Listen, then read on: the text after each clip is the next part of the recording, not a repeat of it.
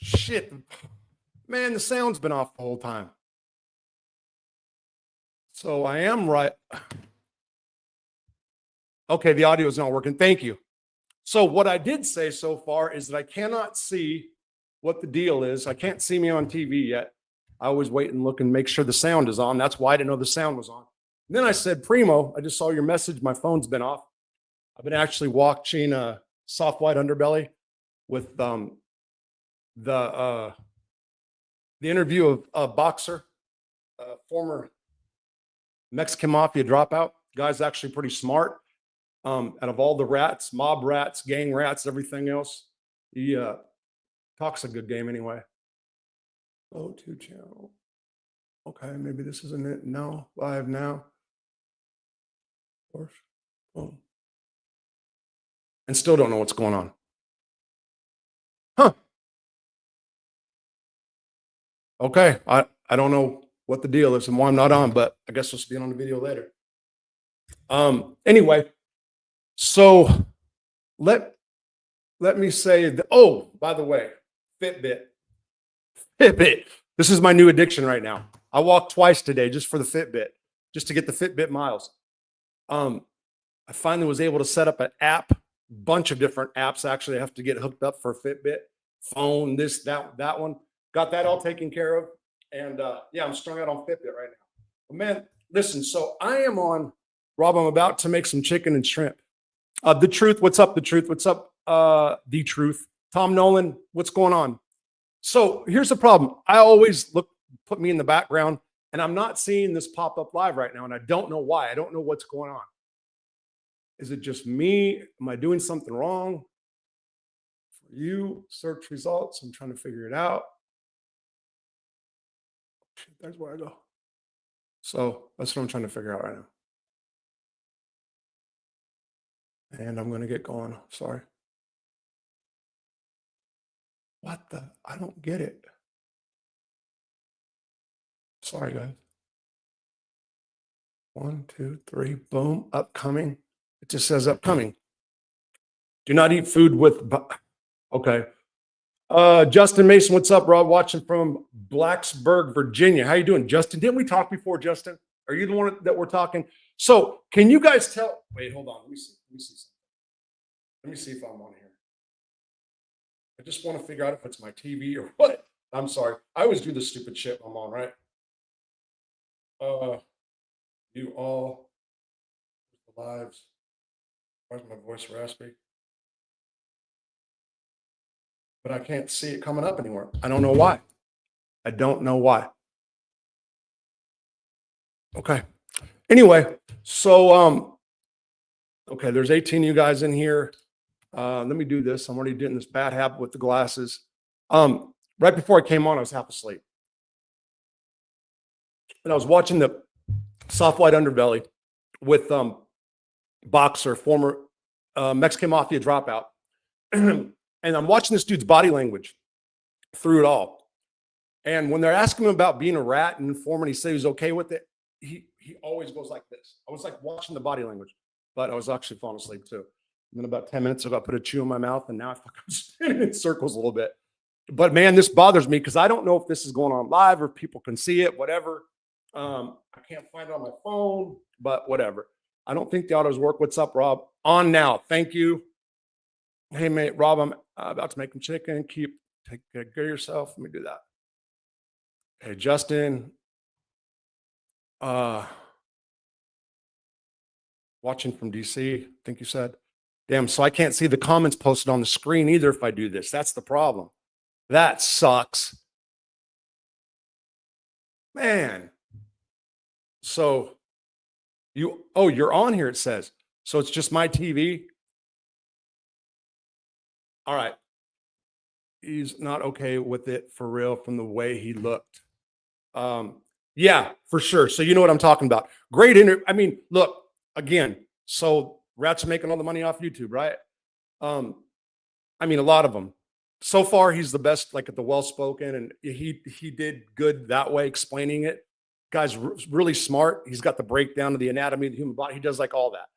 It was pretty good. Damn, I'm gonna have to do glasses because I can't see anything going on TV, and I don't understand. I don't understand why. I do not get it. Says, oh man, I'm doing. All right, that sucks. That sucks because I want to read all these comments off the screen. And somebody's calling and probably saying something right now, like, Rob, stop the bullshit. And get to the story, right? The story, as it says in the title, it's true. It's really what happens as I'm inside the room when I get divorced. That's what this really comes out to. And let's see, can I go down here and get in recommendations? Damn it.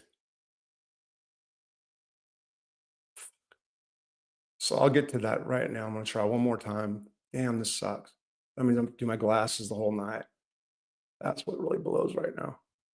I can't find it. And I don't get it. I don't get it at all. I don't get what I just did. Sorry, guys. Guess I'll try one more time. Nope, can't get it. Okay, so let me get on with it. So, yeah, but that interview with Boxer is really good. Fuck it. It is what it is. It is what it is. I'll read it like that. Matter of fact, I'm shutting this off. All right. So, I'll do this. I'll read the glasses. All right, little Nick. Doing good, bro. Doing good. And been out of prison today a month. 1 month. 1 month. What have I got done? Not enough. I ain't gonna lie. I'm in the same boat as you. I'm currently on methadone. I'm a recovering addict. I used to speedball, shoot meth and heroin. I still think about using it all the time. Join me Saturday night. I'm going to talk about addiction stuff for sure. Yeah, that's what I'm going to do. I did it for 9 o'clock instead of 8 o'clock. So let's get on with it. Where do I want to start? Okay, people who do know and don't know. I get locked up January or February last year and go to jail. Ultimately, like so many people in jail, leave this here for a second. Eventually, what was it, 3-4 months, divorce papers come in the mail. I was sick, to say the least. But I knew it was coming, should have came, probably a long time, whatever. Okay.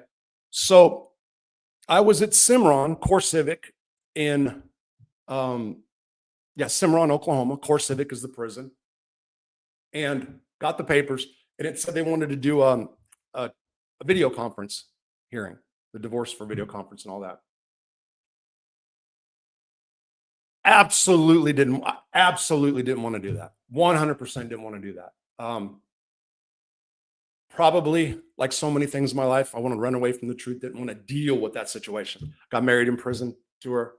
Wonderful day, one of the better days of my life. And then I just didn't want to deal with it. That's it. Okay. So they have the court clerk is on my case manager or whatever they are, counselors there. And they're on them to set up this video conference.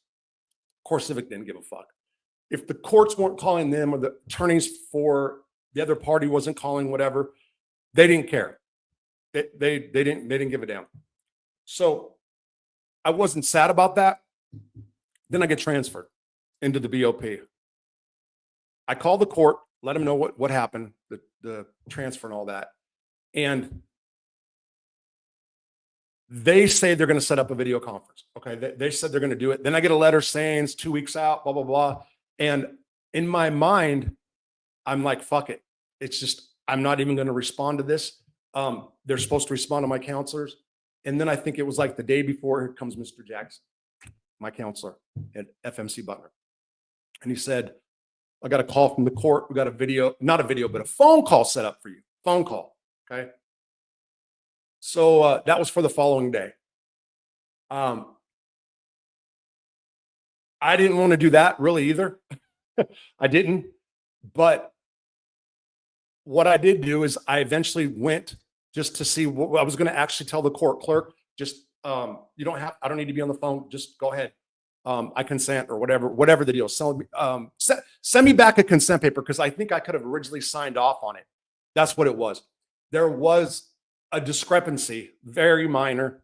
In the state of Arkansas, there's a certain criteria for you to get a divorce. And what was actually put in those papers didn't meet the criteria for Arkansas divorce. That was one of the things, okay? And I just didn't, there's a couple little minor bullshit things I didn't like. I just didn't want to do it. That's what it came out to, okay?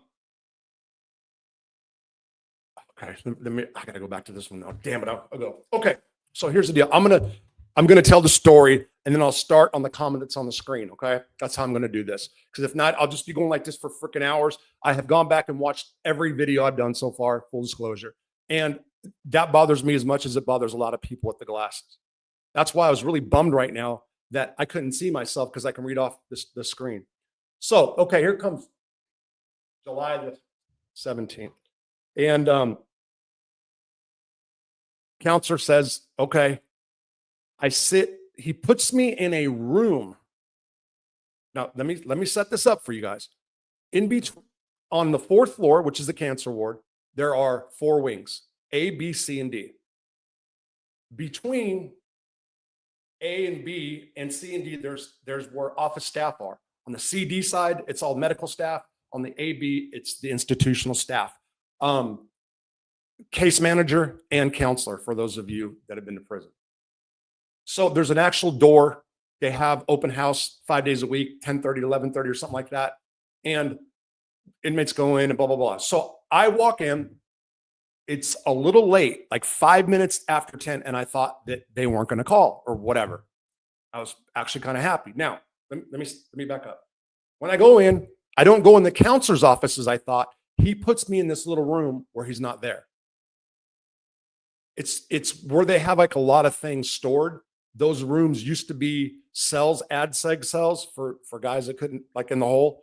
There's 4 of them, I think. There's a little outdoor rec pen. That's the balcony on the 4th floor. So those rooms now, except for the bathroom, are predominantly filled up with storage. Okay. So I'm sitting down, and this is important because I was thinking about the divorce, and just the woe is me, whatever. Okay.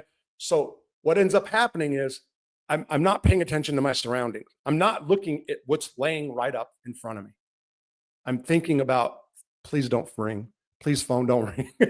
Even the wife had to change the heart. Whatever. I'm thinking on that line. Just whatever, you know? And then here it comes. So judge comes on the phone. We have to swear in or whatever. I was actually not going to swear in. Like I had a different things I was thinking about, but what ends up happening is somebody else shows up like a witness to the divorce, so to speak. And this really got my curiosity based on the name. And I couldn't for the life of me figure out what it was about at first. And I remember saying to the judge, who's there? Like, and then she said it, and she said, he's a character. He's not a character. He's referenced for some living situation. Okay. That's all anybody needs to know. Landlord, that's all it is. Okay. Old landlord, for my wife. So, and I know him well. So I thought he was coming to like, you know, she needs to be away from him kind of thing for a second. And it shocked me because I like this guy a lot. I do. And I was like hurt, you know, but then when she said it, I'm like, oh, but then it starts and I forget about the fact that I wasn't going to swear in or whatever I was thinking at the time. And he goes through, you know, are you going to contest this kind of thing or whatever the little spiel she gave me was. And I then said, because I had petitioned the court and said a few things, I then explained myself what the process was behind what I was thinking, what I was saying, and let the court know that that there was grounds for divorce. I was trying to explain to the court that the petition she sent didn't have grounds, but there was grounds, and I'm the responsible party. That's what I was trying to do. So I was trying to go ahead and give it to just, okay, I'm going to get it done, do the right thing by her, whatever. So, and then my wife came on, and she was having, there was reasons she was having a bad day for other reasons. And she started to talk, and I can see that the judge didn't understand exactly what she was saying, not based on her language not being good enough, because she was having a bad time. And she said to the court something about the bad time she was having. And As I then, the judge asked me something, and then this is what happens. As the judge asked me a question, and then I went to explain for the wife what she was saying, and I didn't jump in and try to, no, I was actually explaining, and it needed to be explained, and the judge got it, and it was a good thing that I did, not a bad thing. And as I'm explaining and saying this on the second go round, because I explained first my position, I was explaining her position as what it come down. I look and I noticed right in front of my face, gold. Everybody who's been in prison, you wouldn't even think about this stuff in most prisons. Air fresheners everywhere. Ones that you plug in, air fresheners that squirt smells out, that what? Can hide the smell of smoke or booze or drugs or whatever's going on in a cell. Psh, psh. Little deodorizers that can spray good, and some of them you set up and they're not too much spray, but you know what I'm saying. Now, for those people of you that don't understand what I'm talking about, in prison, guys like what's called exclusive stuff or exclusive shit. That's anything that you typically can't get inside prison. So, for example, if somebody comes to a prison from a different prison and they have commissary products that you can't buy, that's considered exclusive stuff. If somebody has a certain kind of contraband that most people can't have, of radios, cell phones, stuff like that, that's exclusive stuff. Cell phone, yeah, cell phone, whatever. But sometimes cups, like a cup, let's say a cup from 7-Eleven that an officer had and threw out. I can take that out of the trash and somebody would then buy it from me because it's exclusive. They don't have it. Especially if it's like a good plastic cup or something like that. So in front of me, and all I can think of, wow, oh my God, I'm in this room alone. My counselor's right there. And man, Counselor Jackson, I swear, and I know you held trust in me or whatever, I never did any foul shit to you. But I damn sure started stuffing my pants with those air fresheners. I damn sure did.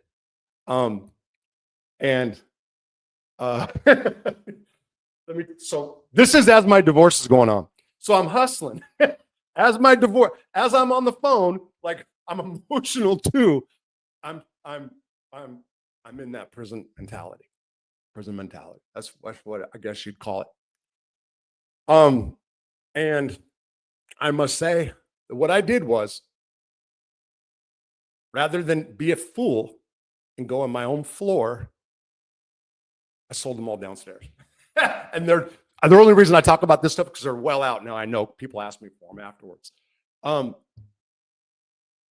many were? I think there was like 8 total. So you can imagine they're like this big, 8 of them. And let me roll this back down because I want to see the.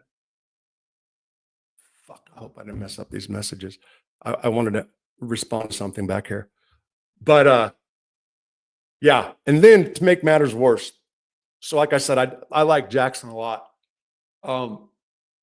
He knew I didn't want to get a divorce. I told him, I said something about that, and he kind of said, "Man up," basically.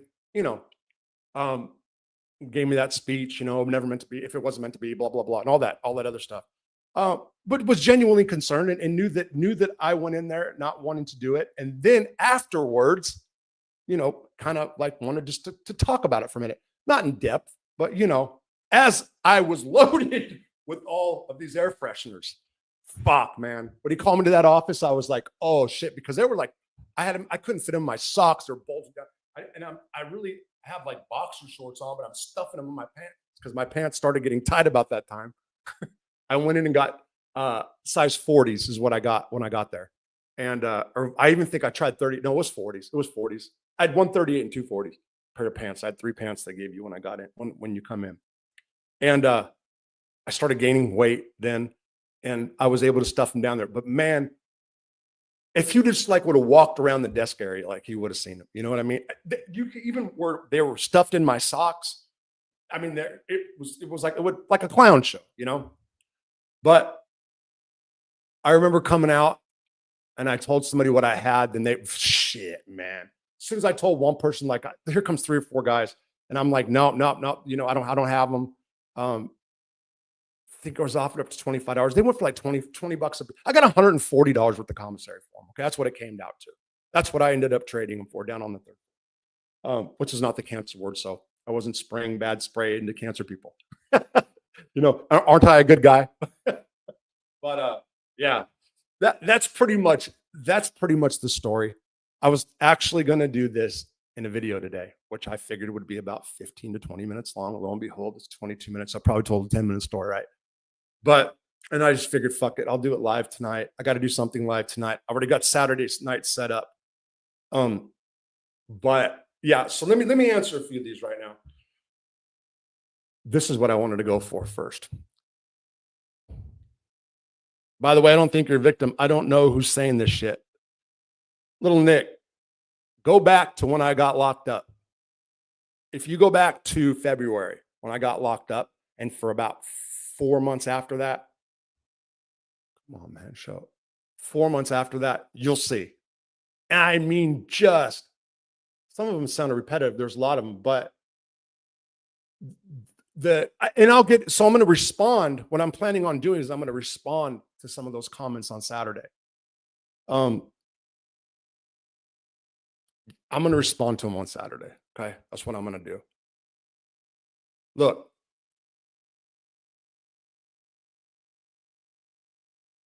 damn, I want to read. I have, okay.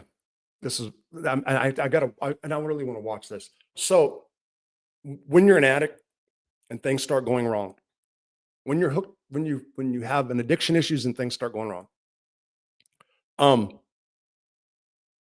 in the eyes of everybody, everything you do or say is a lie, manipulation, gaslight, victim. You're playing a victim. And I understand it. I swear to God, I do. And if you guys ever seen shows where I said, I think I even did some from behind bars, America's #1 victim or something like that. I mean, making jokes about it. And for sure, I understand when people think you don't take accountability for your actions for being an addict. The problem I have over and over again is that, yes, you can be held accountable for your actions.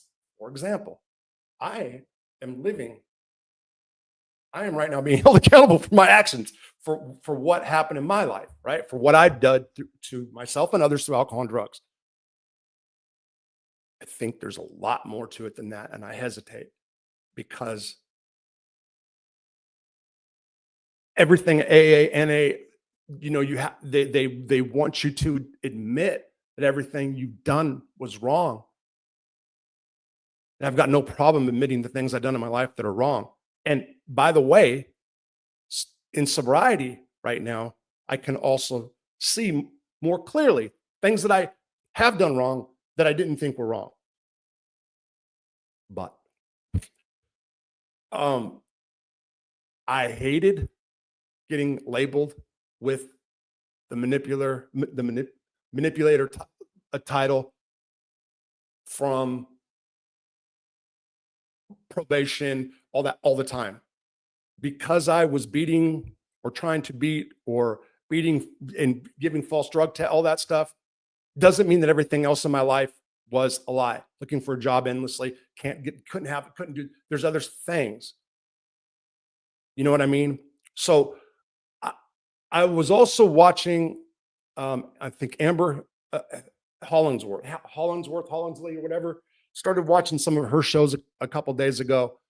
And she's by far one of the best addiction counselors that I've seen on the internet or YouTube.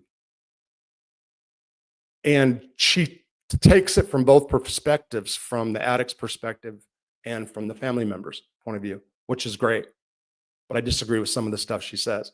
And I think that's what I'm going to talk about. I'm getting ready to hit the addiction and recovery thing, you guys. I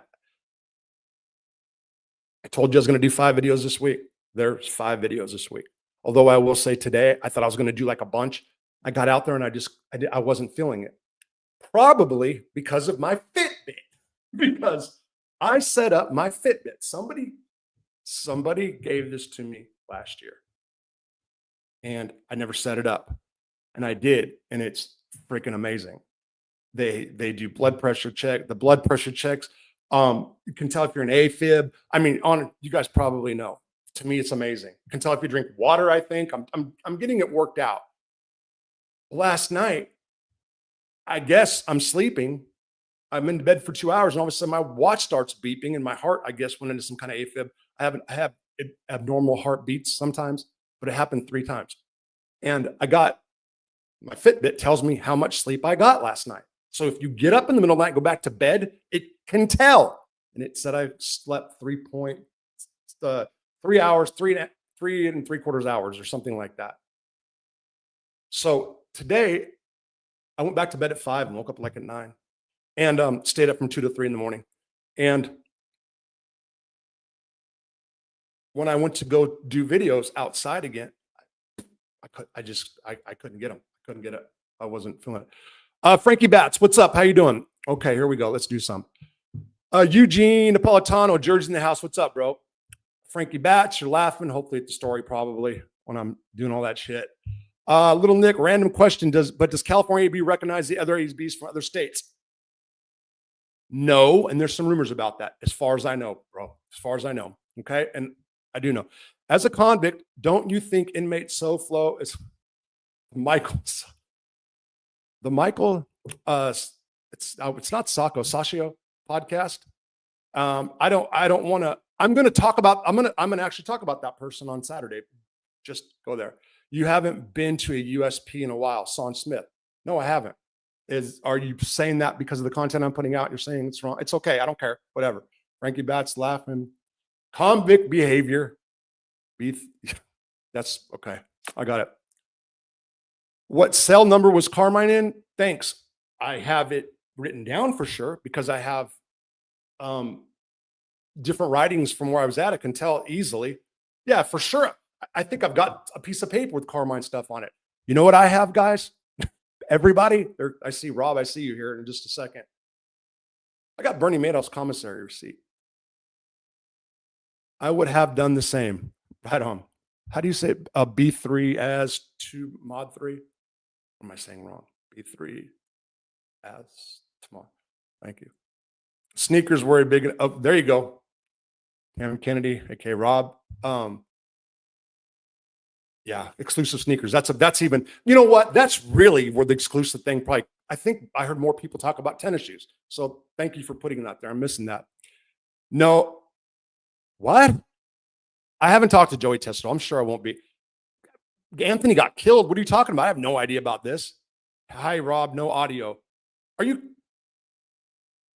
Oh, okay. Okay. Audio is good. My bad. Thank you. Okay.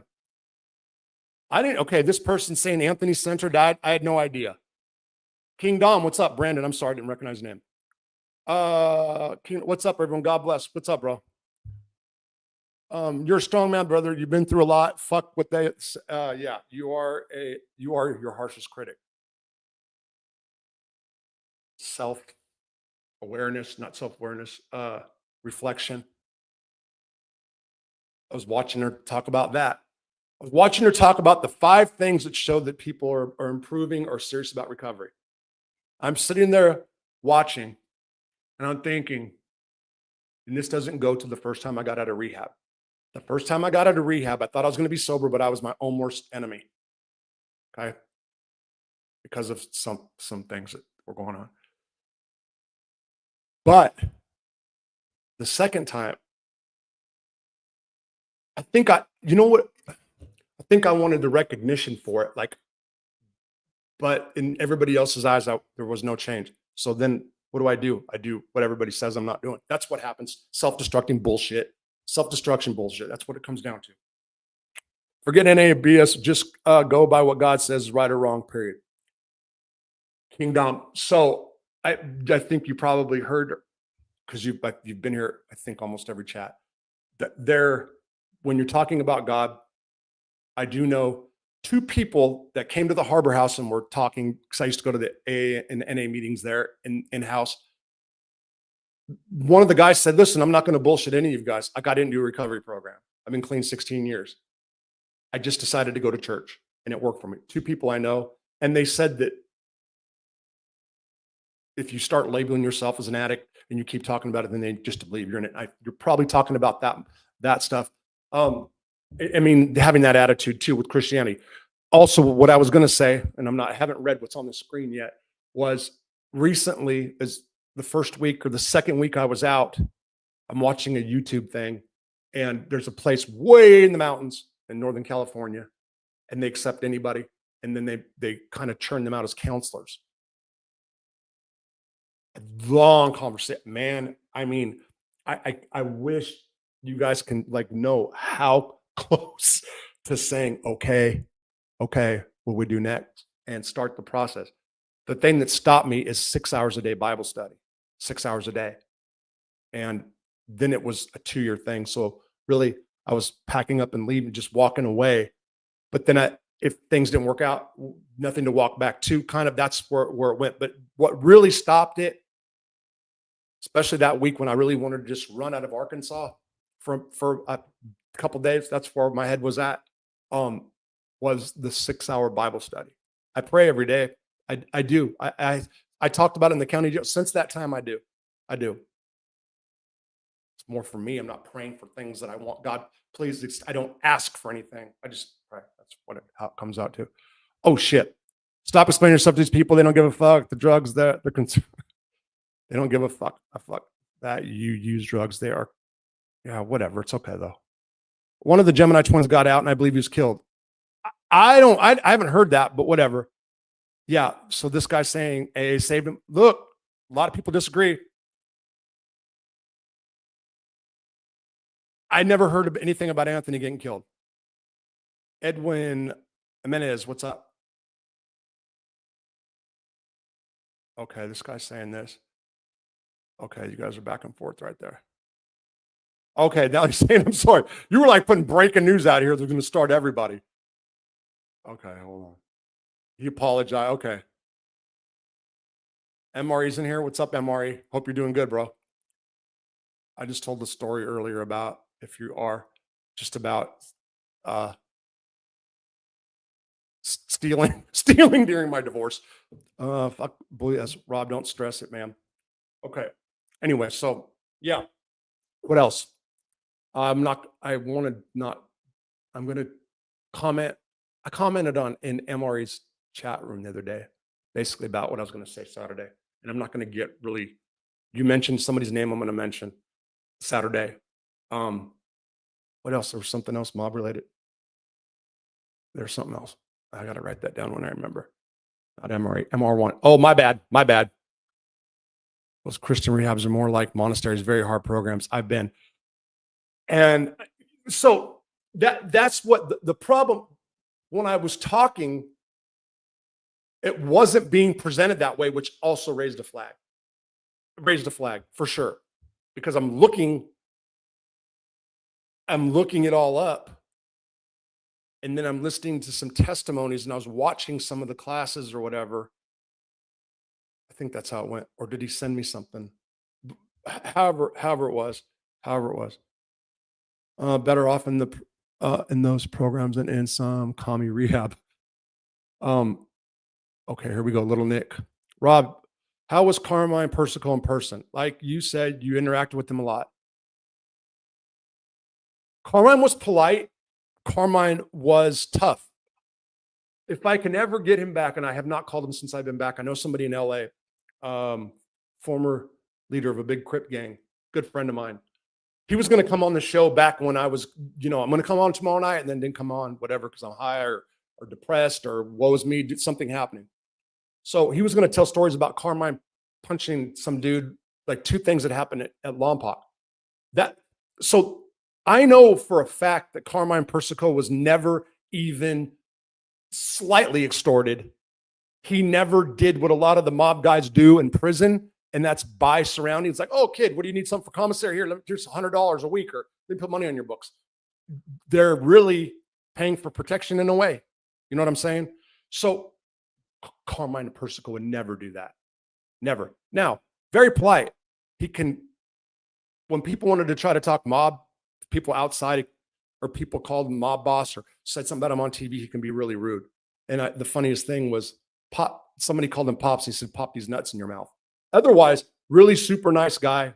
Was getting old, super nice guy though. Super nice. What's up, brother? A-Rod NJ82. What's up? Really enjoy the videos. Thanks. Much success. Keep it going. I appreciate that. Tomorrow's videos, it's tough. It's more of an air freshener story. I'll get a bunch of, and I already know what's coming. I'd rather be a Christian rehab than a leftist rehab running. Let me tell you, what's your political affiliation?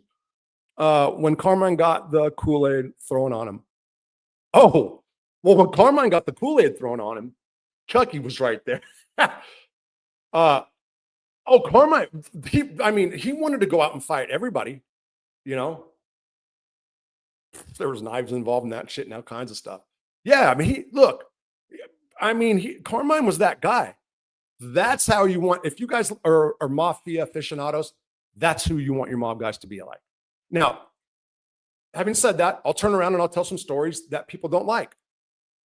About his teeth, about me almost stealing them, about me snatching his hand when he went to pull my headphones. There's certain things. I was with them every day. Every day. We were same table, same tables.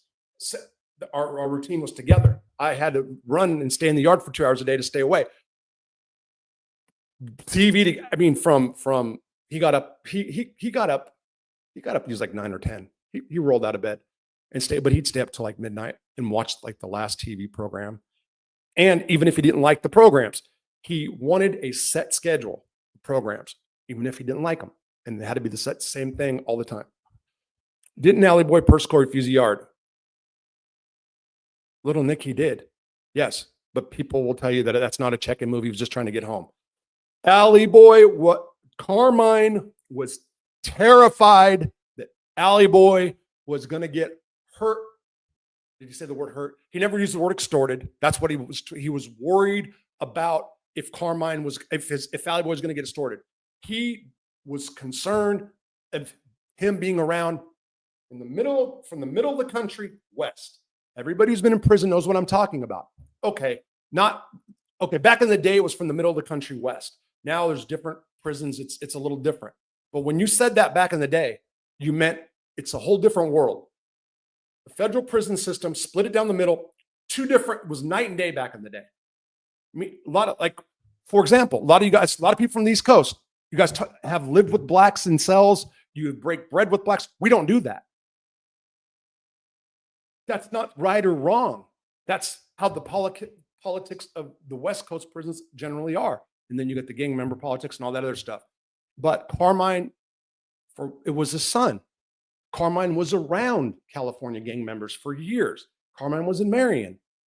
So for whatever reason, I guess he thought Allie could be like the white prison gangs could be rough. They might have targeted him, whatever. So he was not upset that he refused the yard. That's a fact. Nobody can tell me not a person on here can say, I know him. I'm his relative. That's not what happened. Bullshit. I was there. Bullshit. I was there. I had conversations about it. Go watch the video. It's exactly what happened. Exactly what happened. No, Alley Boy definitely refused yard. He did. I promise. Chris, what do you think of the Tate brothers landing in Florida? I don't know who that is. The Tate brothers in Florida, and Carmine did want Alley Boy to go because he was concerned for safety. It's corny. The concerning shoulder right is doing okay. Did anyone in Carmine's family reach out to you for taking care of him? No, who I took care of was JoJo, Carmine's nephew. I didn't take care of Carmine. Oh, look, when I was with them, he needed to be in a wheelchair, but he was fighting it until the end. So Carmine, I guess he probably got worse and maybe more people took care of him. But no, and even there'll be guys that have come on here, Chucky, Steve, and we know we don't talk anymore because said some things to my wife that weren't true. We didn't take care of him. Like that's not how it was. We weren't do boys. There's do boys around him for sure. Well, when they put me, when I came in with Joey they knew about me taking care of JoJo, so they embraced me that way. That's what happened. Now, did I hold the stinger in my cell? Yeah, that's like the bitch's job. Okay, for real. I don't care. Fuck that. I'll put that out there. That's like the low man on the totem pole's job. So that means you're holding the stinger, which is contraband in your cell. And it was my job was, and we cooked twice a week, big meals twice a week. I heated up the pasta. I heated up the water, cooked the pasta, and I didn't. Well, we all kind of cleaned, but man, he was pissed off. I talked about that before. He's pissed off because I dropped one of his spoons in the sink. He didn't want any soap on his plates ever. No soap for Carmine. No soap. Yeah, different NY prison. We cell up with each other, and little Nick. Okay, I've only been away in NG. Oh, you're talking about, yeah, different races and stuff. So I will say this: in Arkansas, I lived with black guys in county jail settings. Yeah, I have. I mean, so that's what it was. And actually, in Butner, I got a photo of him. He was Dominican, but he was a black guy for like a week. I wanted him out the whole time just because that mentality. And I told him from the gate. I told him right from the rip. Anybody that came in that was black, because they did put him in there, I got him out immediately. I was still in that mindset. I was now. I just went back. Butner, you're not supposed to do that in Butner. They will tell you that they put races together, but they know who to do it to and who not. They know who will take a stand on it. Taking a stand on a celly or stuff like that. So I got a shot for assaulting somebody. I told them not to put anybody in my cell. They did, and the guy came in handcuffs. I slipped my handcuffs and fucking hit him. He was a good guy, from what I understand. I just didn't want him there. I didn't want to celly. I told him. So that carried weight forever. I did that in like the 4th year of prison. That carried weight for me as far as cellies. I use that over and over, even in general population, even in general pop. Especially as I got older and figured out the system better. And I would just say, listen, if you guys don't believe me, look at my jacket. That's what we say. And then they could look behind the curtain like, whoa, you really did do this. And then that's what ended up happening, stuff like that. And it doesn't make me a fucking tough guy or bad. And I'm not saying people should go do that or should think Rosso was all that, or fuck you, you're not all that, or whatever. I'm just stating facts, how it was, my beliefs in prison at the time. I remember being in Chino, bunk living, dorm living. This is Chino Central. I was in Chino Central. This is CIM, Chino Institution for Men, which is the minimum yard in the Chino complex. And my neighbor, he was a blood. His name was Sean. I'll never forget him. They called him Black. Had a bag of nachos open, and all he did was say, "Do you want one of these?" I really did, but I didn't take them because I knew my bunkie saw that and wouldn't put it out. Like, well, if he offered it to you, you must have taken it from him before. Never did. I got called to the yard for that and all kinds of shit. Wait, so in the West Coast, you can't do anything with blacks if you're white, even in the feds? Hold on. You thought that was just state stuff. Okay. So little Nick, wait. So in the West Coast, you can't do anything with blacks if you're white, even in the feds. So an example is you look at the Aryan Nation out of Tennessee. In the Tennessee system, they don't have a problem. I don't know about living. They're cool with certain black gangs and stuff. In the feds, they went all white time. So they were doing the same thing. And there's different states and different guys that believe that way. So with the influx of all the prison gangs since 2005 in the feds, I'd say more and more probably not selling that way. I would say that. Rob's going to weigh him. Okay, there you go. And where others sold. Okay, first hour I was in the compound with Raybuck, I went to the hole for not selling with 2 blacks because they had cells with more than one person there, right? Okay, do you think Hazleton is more dangerous than Coleman? I know where Coleman has had it's been really bad. Hazleton's been really bad. Coleman, you got Chad Marks that puts out a lot of Coleman stuff about it, and he for sure, like, he was in that environment when that happened. Every prison has its day. Every prison has rough times, good times. And I go back to Lewisburg.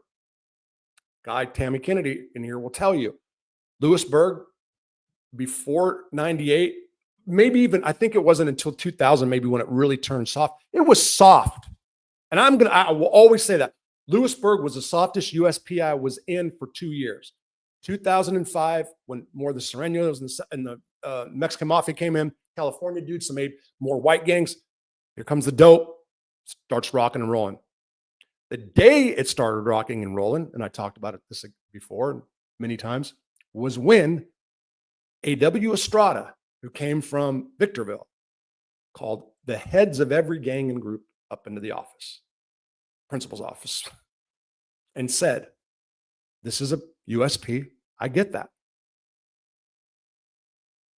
Don't hit anybody on the weekends. Don't hit anybody after 4.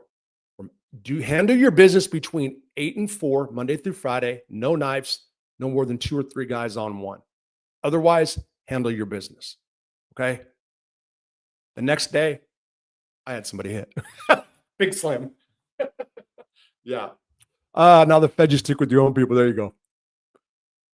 Maybe the Hispanics at times are white. So you know the prison stuff. So I'm from California. So I'll say this: when I went on a supervised violation in the Washington County Detention Center in 23, I did like 90 days for the violation or whatever. It was the Mexicans who took me in, being from California. So I walked in, spun out from the road in life, in misery, saturated with drugs, alcohol, actually a lot of lack of sleep, everything. The white dudes, so I walked in, who's got this? Who's got this? Who's got this for the whites? Okay, what's up? Okay, bro, we can get you in this. We can get you on the floor over here. I said, I don't care. I need a spot. I'm going to be down I said, I'm going to be down for 3 or 4 days. That's what I told him. And Joker, I think he was from California from Fayetteville via California, Montebello, I think. He took me, said, you're from Cali, homie? And I said, yeah. And he got me up, told the Mexicans, get off the bottom, boom, hooked me up. I was with the Mexicans the whole time, pretty much. I mean, I still talk to the white dudes. I was cool with them, but that's what happened with me there. They tried putting me in the hole with the black guy. I took myself hostage in the shower. Didn't come. Did you? Yeah. Noah Jones, good to see you doing. Thanks, bro. Good to see you're doing good. Thank you. Okay, here we go, Brandon. They got the Colorado Theater Papa at Allen. They got the Colorado Theater Papa. What? They got the Colorado Theater. I don't know what you're talking about. Hold on. You kind of got Kennedy. What else could you do? Selling with them is just a bad situation. Possible, not worth it. Are you the last one? I don't know. Okay, here we go. Was it well known by the Serenos and other carnels that Negro was active homosexually? Yes. Yes. And I have right now, maybe watching this, I don't know. He's been putting out he's been sending me some of the funniest shit. No, he sent me some funny something this morning, a video off Facebook, or whatever you call it, the reels or whatever. And the one I put out on I think it was my page yesterday.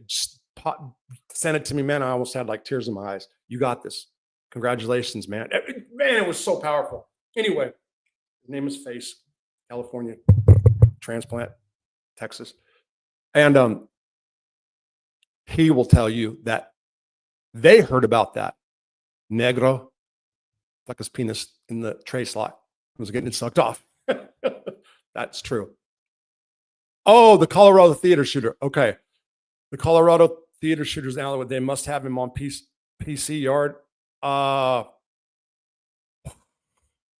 don't know. I don't know where he's at. No, so I don't know. Alan Wood doesn't. I don't know. I'm not sure he couldn't walk in some spots in Alan Wood. I don't think Alan Wood's all that. I'll probably get a bunch of criticism. I don't think Alan Wood's always been that hard. The FCIs and stuff. I don't know.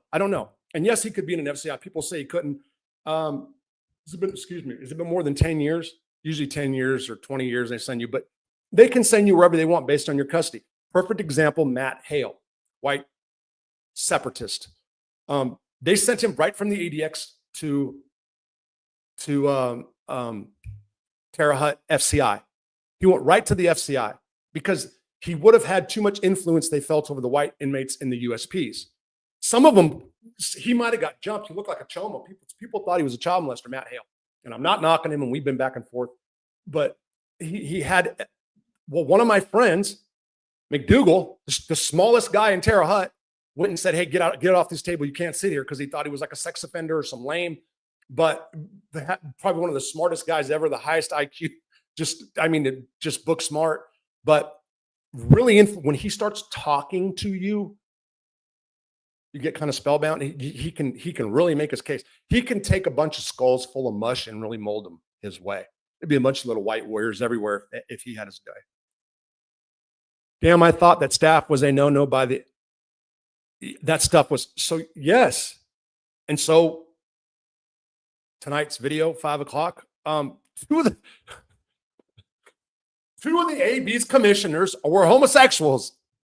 John Grishner is on there talking about it. T.D. Bingham was with Vanessa.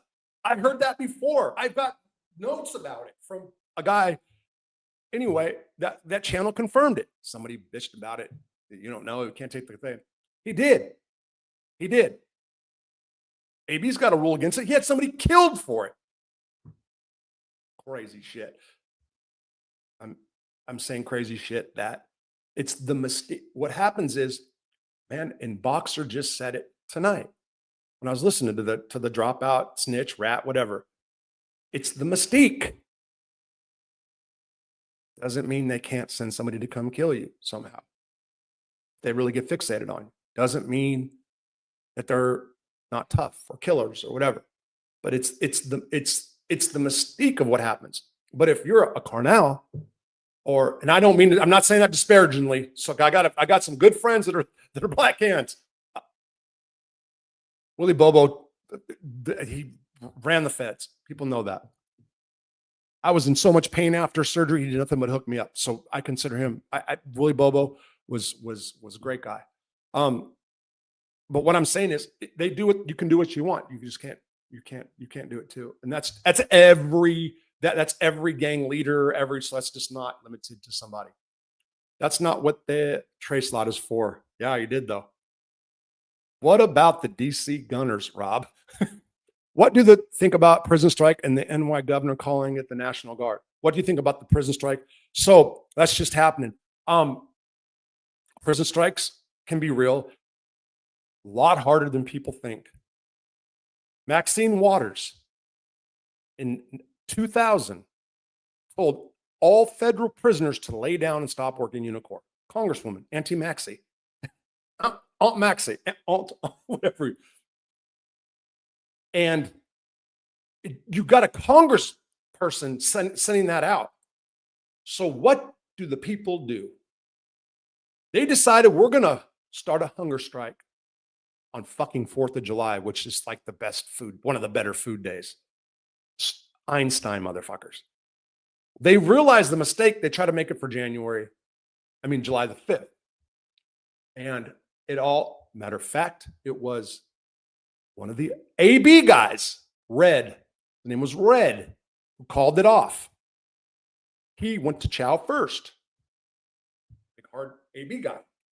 We need that strike, Brandon. It's ridiculous.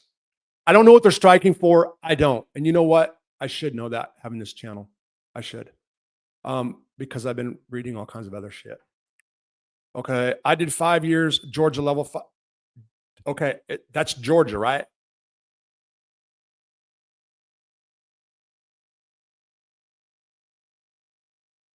Okay.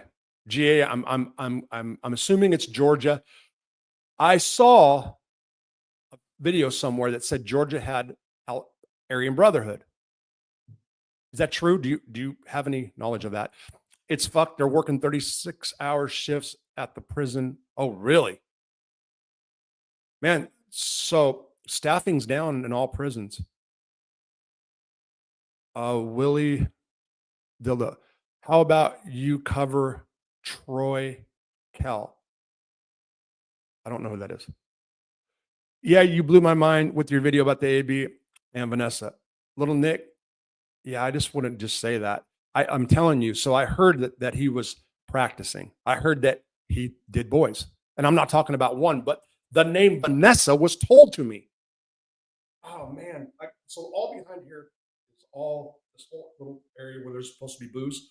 It's notes from the incarceration I just did.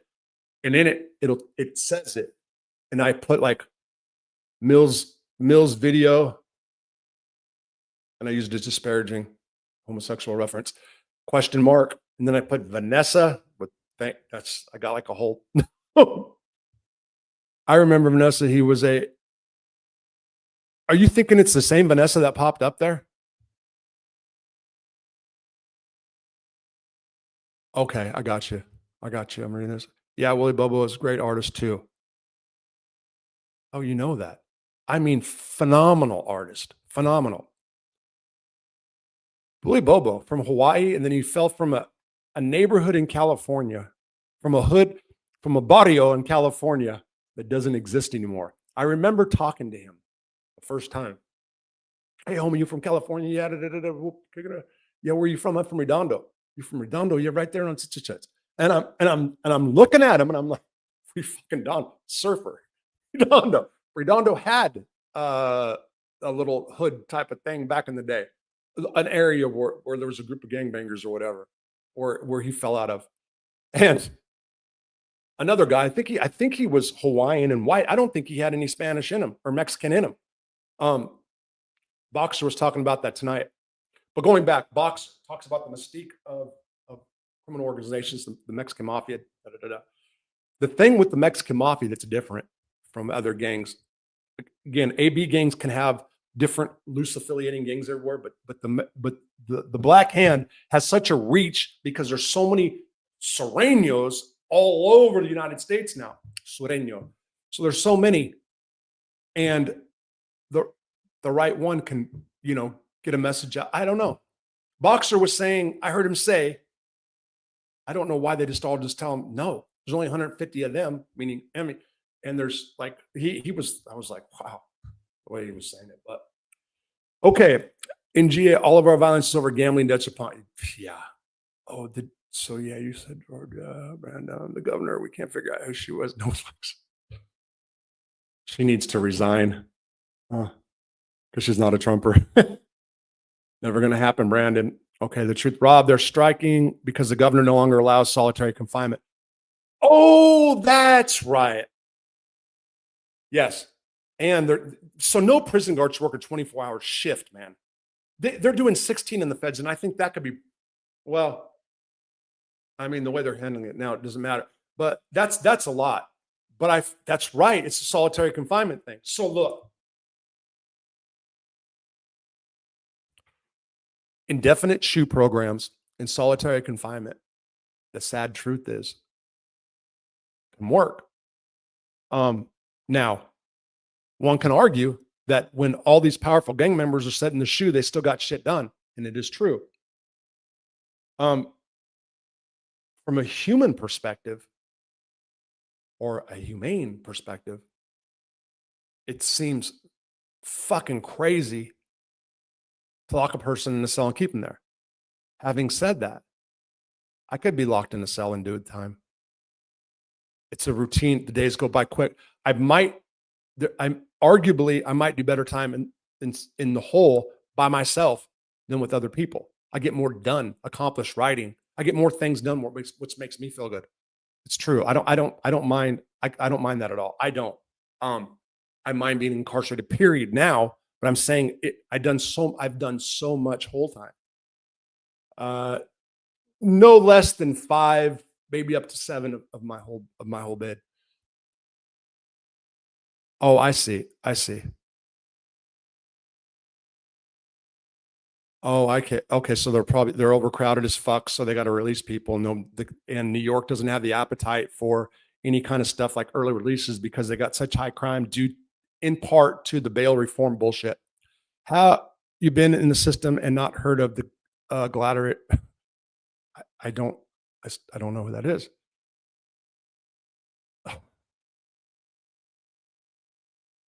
Yeah, how can they enforce that though, Brandon, when they can't staff the place? Yeah. Black cross dresser. I, I don't. Oh shit! Now I know who you're talking about. Yeah. I wonder if that was the one. That might be the one. Man, I never even thought about that. So that was too. Man, that could have been about the right time. He had life sentence. Yeah, I remember Vanessa now. I remember. I wasn't even putting that one together. I would bet anything. Man, and remember Kim? Remember Kim? Little Kim? You can't make people work for nonstop crazy. Boxer's another lying rat scumbag. I'm not saying he's not. I'm not saying he's not. Out of all the rats all over, he's the best spoken. Syringes might be getting deported. So did you see the Mexico's all those cartel dudes? Did you see that? I'm telling you guys, I'm telling you, all people who do drugs, I just think there's going to be a lot of problems coming. I think you're going to get drug prices skyrocketing shortly. I do. And Cook's coming back. I feel another Attica riot. Huh. The truth there, worker 30. Okay. Halt act. Yeah. The inmates are seeing family more than staff. Wow. I hate the hole personally. Yeah. So I started liking the hole because every time I went there, I worked out back in the day, but every time I hit the hole, shit. I'd come out of there, I'd do burpees for a half hour straight, up, down, we call them Mexican push-ups. 2 bumps, up, down, 30 minutes, 45 minutes, hour straight's my longest. Not no to the unless it's happened when white supremacist gangs in Georgia. We have a gang called Ghostface Gangsters. It's a white gang in which no one. So the reason I ask you that is because there was somebody on somebody's channel that said that there was a Georgia Aryan brother, but he didn't talk about it and was pressed. It made me question it. It just made me question it. That's all I'm going to say. Okay. Blacks would never allow Aryan brother to operate in Georgia. Out of 64 guys, you might have 7 that are white that are Okay. So you heard what I just said. Yeah. There's a huge shortage of cocaine and heroin. Okay. See, I have no knowledge about that. It's starting already. It might be time to seriously think about rehab. So you know what? Today, so I'm out a month now.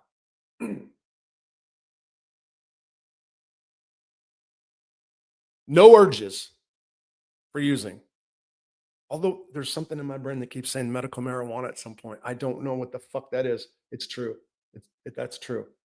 But this morning I woke up to something, phone call, life, and I started getting wound. I can feel it. That went into tobacco, to the chew that I just, right before I came on, I'm telling you, 10 minutes before I came on, I ate, and then I did that chew, and it changed my voice even. So I haven't had tobacco lately, but I was nicking real bad. And scraped pennies together and got a can of cheap chew. That's right. All right. The 16 hours getting in the CRs are making bank. Yes, they are, but they're locked up too. I'm still getting an amount of. Okay. All right. In Georgia, we have a gang called the Ghostface Gangsters operate like any other street gang. Okay. Hayes is a bad prison in Georgia. Georgia have a host squad. Got a shipment of pink runts crossing the country. RM. Yeah, I know Georgia. I know some guys at the time in Georgia. I don't know if they're working in the field still, like Texas and Arkansas. They're stuck at the host squad in Arkansas. Here.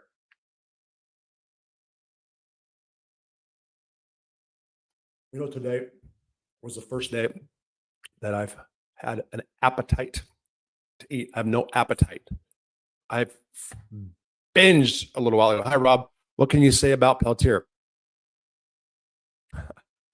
John 33. What was he, the Indian movement? My friend here liked Peltier, probably because he's Indian. He's got Indian blood in him. Guys started hating him. A lot of the art that was put out wasn't done by him. He got cocky because of his notoriety. He was really nice to me and Leonard got along fine. What is the name of that video I did? Talks about something I did that was actually Leonard was behind it. When Finn stabbed Bruce or something, I forgot what I put the title of it. You can go look at it. So I knew Leonard, and I had a store. It was big. I let credit go. It's like dope on the street. Well, it wasn't like dope on the street. Dope on the street, I'll front you, whatever I front you, and you don't have to pay me. You don't have to pay me. I'm never going to do business with you again. But you know what I found out just from being around, not from doing it, from being around. Can't do that anymore. You give dope to 10 people, maybe two are gonna run back. Back in the day, if you were leaving late paying me, I didn't care. And I still hung out with you. Okay. Way more than Brandon. I was locked up in New Jersey once in Bergen County. The one CO that made over 3 a year. So they can make up to 2 a year, I believe. Chris, toughest mobster. I'm trying to think. There was a lot of guys at Lewisburg that are Italian. I'm trying to think tough wise, like actual fight tough. Well, Nick Gio out of Chicago was in the chow hall and did 2-piece, like bink, like 2 guys and knocked them down. He wasn't made. That was part of the Greek mob or whatever, the Chicago outfit. He was some guy named Gus was part of the Greek. I don't know the Chicago breakdown. I mean, maybe Primo will be doing shows about it hopefully sometime. Nick was tough. Danny Fum, I believe, was like Danny a lot. It doesn't stick out, but as far I can't express. So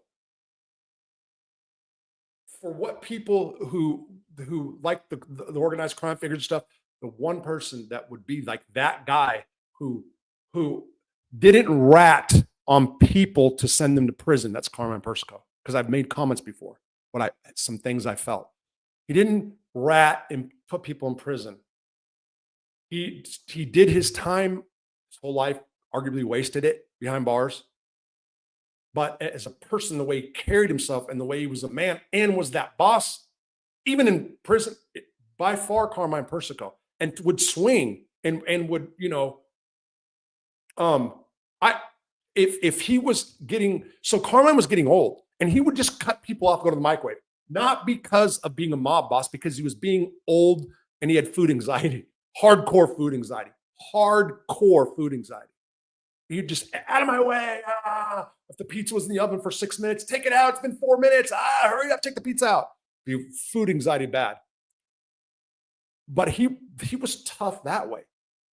He didn't care that he was getting old. And he would have went and knife fought those DC dudes. But I got into it. So, fat Sal Scalia. He's dying of liver cancer. Young 20-year-old black, boom, just fucking, oh man, Sal Scalia. So that's what I can think right now. Okay, county jail.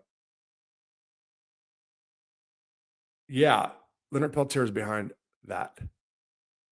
Long story short, Peltier didn't like somebody, and a lot of people in the institution didn't, because the person was trying to screw a staff member who that may or may not have been happening, but there was 2 copiers in the library. One of them You can get free copies if you trick the machine. And he told his boss because he's trying to get in her pants. That's what he really did, Bruce Neighbors. And he's still in prison. And Peltier just got denied by Bill Clinton. He was supposed to get out, and he kind of lost his mind and had some marijuana. And I had a cellie that I didn't like. And I was like, we'll kill two birds with one stone. I'll take this ounce and get rid of my cellie. Hey, cellie. Oh, you want to, what? You want to be a dirty white boy? Okay, here, go hit that guy. He didn't hit him. He took two razors and cut his face off. His face fell. I was like, oh no, not that. Don't go that hard. Stop. Don't go that hard.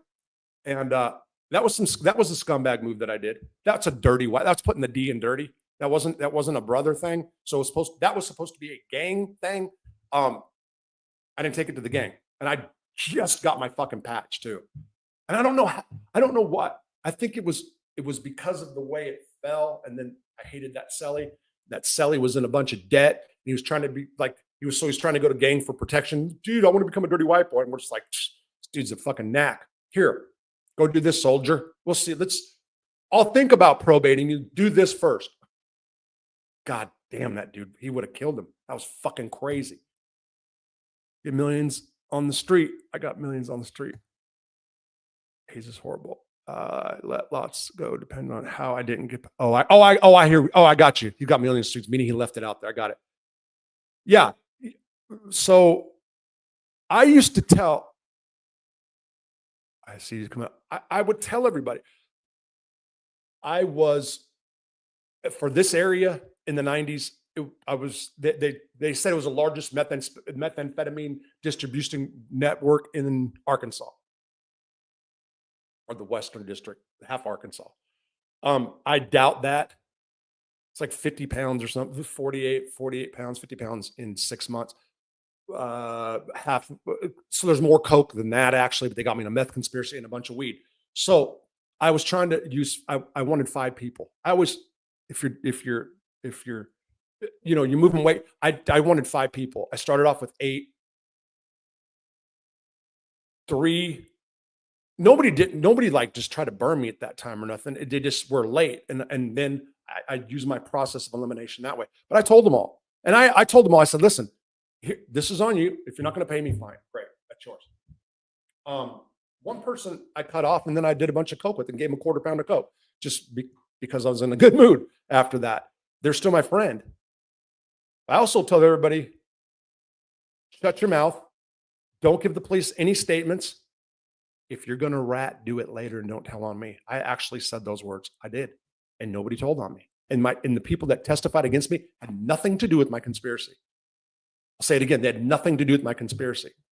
One guy testified that I sold him meth. I sold him cocaine, for example. One guy said that he was at my house. Never knew him, never met him in my life.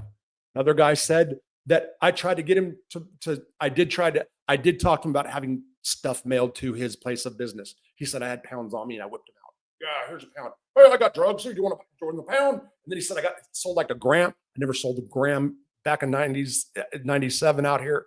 Never. It was maybe the lowest was I sold an ounce of cocaine, but maybe the lowest of meth was a quarter pound. A couple people, but it was always pounds. That's what it was back then. You all should watch Lockdown 23-1 Georgia prisons. Oh yeah, I did actually see that. I did actually see something about that. Full-size machete in the day room. Yeah, Georgia prisons rock and roll. Here we go, Rob, Tammy. Danny Fama was probably one of the best guys. Yeah, he absolutely great guy. There's people with full-size knives in every prison, beast. Yeah, Downey wasn't no slouch. They shut the border down there. Won't be any drugs left. Beast mode, you have no idea how much they actually are affecting the drugs at the border. Yeah. So, yeah, I've talked to a couple of guys now. And, okay, hold on. Rumor out today, Todd and Julie Christie to be pardoned next week. Oh, the Christie, really? I don't care. So if you're asking me if I care, if Trump's going to use that pardon power, no, I don't. I hope they do, and I hope he's got that ex-con in there. What's her name, Alice, in the pardon department. So that tells me he's gonna let a lot of people out, if they're getting a former inmate to take over and be like the pardon czar, from what I understand, that's a big fucking deal. Plus, Trump's about, showmanship. He's going to want to outdo Biden. We'll see how that works out. I hope they look at the federal prison system as they're doing with everything else, like the Doge, and say, this doesn't make sense. The problem is that they're going to go too far to the private prisons, although I think private prisons have something and they're doing it better. Now, the CCE in Ohio, whatever, out of control, all female guards running it, totally whatever. If you like that type of time, cool. I can wear both hats in that situation. I just went and played prison in my 50s, which is crazy. And I say that, and it was the mentality that I had this time. Yeah, because I really, I guess I was involved in all the reindeer games in prison the whole time, in and out. But like, it's just like, fuck it, yeah. And damn it, I almost got into with 2 staff members too. People in the old comment section, and yeah, I'm going to address it, and I don't really care about what they said. People who say like, oh man, this guy's institutionalized the prison, some of the prison videos. He likes prison better. Listen, he's in his element. I'm just paraphrasing. I don't like prison better. Prison's easy. That's all. Some guys are my friend 10K friends, but I'd keep working them. Yeah. Yeah. Did you fix a softball game at Lewisburg? No, Rob. Why did you ask that question? Why did you ask that question? Weed is legal. Okay, I got you.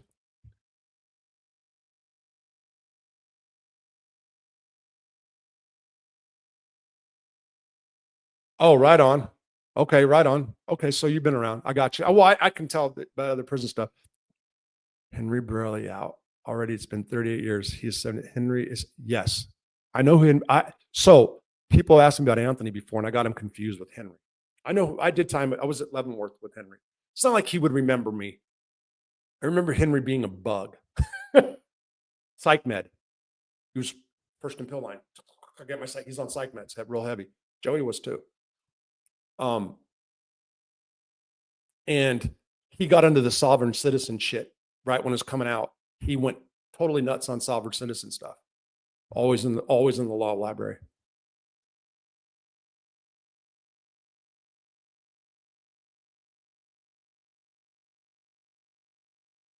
John 33 ruined your testosterone. You know what?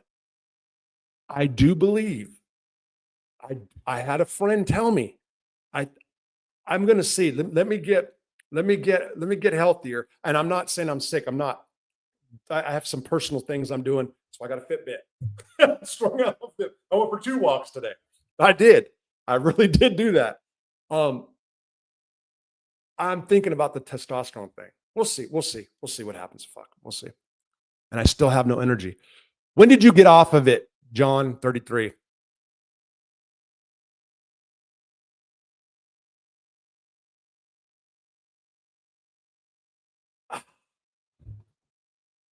You remember me telling you that? There was an incident.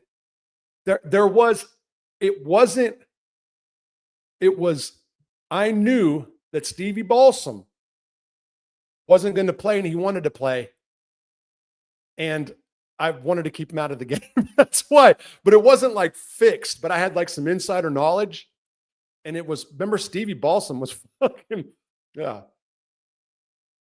Yeah, I hear you, King. A year ago. And you still felt so, man. And I've got all these people on Suboxone. I got people behind the scenes lately, 3 in a week. I haven't responded really on through Facebook. That I give Suboxone a bad rap. I should give it more time. My oldest sister's concerned and really wants me back on it.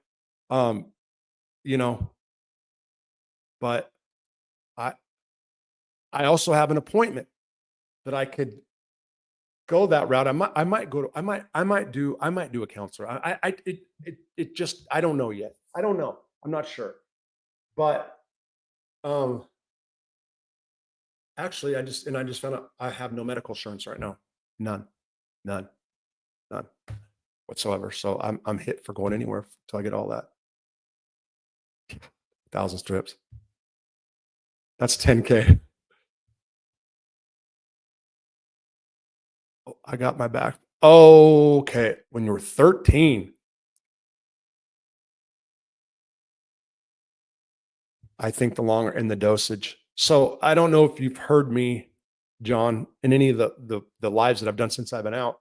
It's taken, I don't know if I'm still up until like it's Thursday last week, maybe Monday-ish. I wake up and I've got, I felt lethargic. I couldn't think, brain fog. And I'm positive besides depression, not the depression now. I'm a lot. I'm doing good. I'm doing really well right now, actually. If I can there's other things. Been trying to write every day. Been trying, I can't. And then I jump projects. So I had this articles for trying to do a pitch on this something. And then all of a sudden I started writing something. I said, oh my God, this is going to be the beginning of the book. Blah, blah, blah. I started doing that. Can't get that. Same shit. Okay. Ooh, fell off a fucking cliff. Start weaning as soon as you feel like you can. That's right. It's easy with subs, John. I mean, it takes less. Yeah. And then when you start taking subs, though, also, if the next day you feel everything, sciatic nerve problems, I mean, that's what it does if I was doing it in prison, 16th, 8, whatever, come off it, your back would really hurt, stuff like that. Okay, Rob, one channel claims to have letters from Carmine. He never wrote anyone back on that channel would not show proof. You asked him to show it and he didn't. He can't. He can't do it. Canarsie can't show a Carmine Persico letter. Carmine used to go. So, my relationship with him, with another fan male. So sometimes he would joke. He wasn't egotistical like that, but with me and him, because I would claim another fan member, he'd say, Rob, oh, Robert, something. And here, want to read? I don't think that there was a time that not when I was there. If people are watching, he's still claiming that, then hold on, maybe back up. Buprenorphine for depression. I think that might help. Or is it the cause of it? I went from 2 8 mg strips to 1 the next day, then to 4 the next day, then none, and you're saying you had no problem with it? Yes, King. I think that's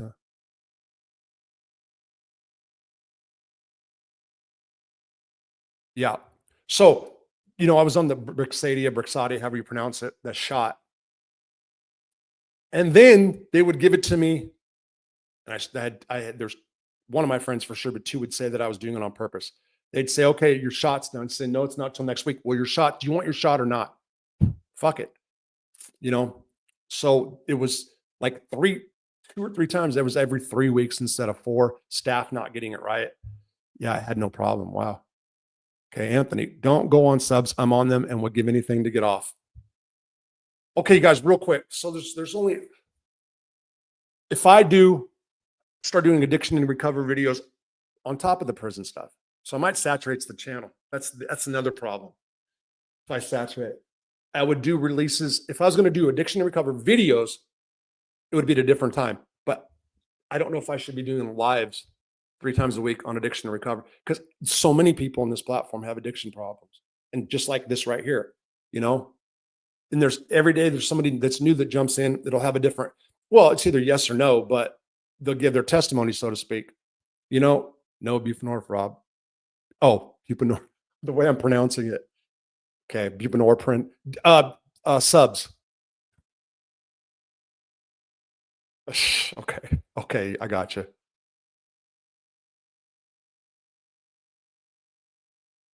Mess up long term. Yeah. So for sure, Suboxone has, man,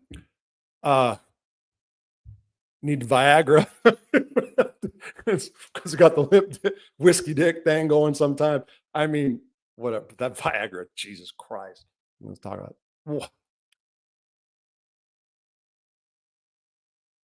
it. You know what, Randy? One day, I think I get it. So you can tell if I'm up. My car's not here right now. Obviously, you probably know that. Well, town does. So I think one day you revved. I heard maybe you heard your engine rev or something. It was like the last time. Um, but I'm going to tell you right now, I have no money. So things are changing. We'll change. So I wouldn't be able to get shit now anyway. Plus, I'm kind of doing like the own self imposed prison thing. I hope you're doing well though, for real. And I'm not saying that not to stop by. That's not what I mean. Um, yeah. So usually as soon as I'm up, I'll have the blinds up. So if it's like 11 in the blind, that means I'm asleep. Like today, I didn't sleep last night. So whatever, you get it. You're getting shit dope. I'm not sure. Oh yeah. Suboxone is the orange devil. Yeah. Anyway, and I was thinking about doing the recovery shit at 12 in the afternoon. Subs is harder to kick than H, or methadone. They say that's like really super hard to get off of or whatever. That was a big thing when I was in outpatient of people doing that. Yeah. Anyway, you said that about people's teeth too. People are talking about people's teeth and Suboxone. I never heard that. And I'm going to stick up for anybody that does methamphetamine real quick. Not everybody loses their teeth on meth. I know that I see a lot of the people in their 20s running around, and you're like, man, how old is she? 80? No, she's 19. There's a lot of that going on all over. I'm not going to say in these parts, just all over. But I also know people that do it and their teeth are great. It's true. Methadone is the hardest.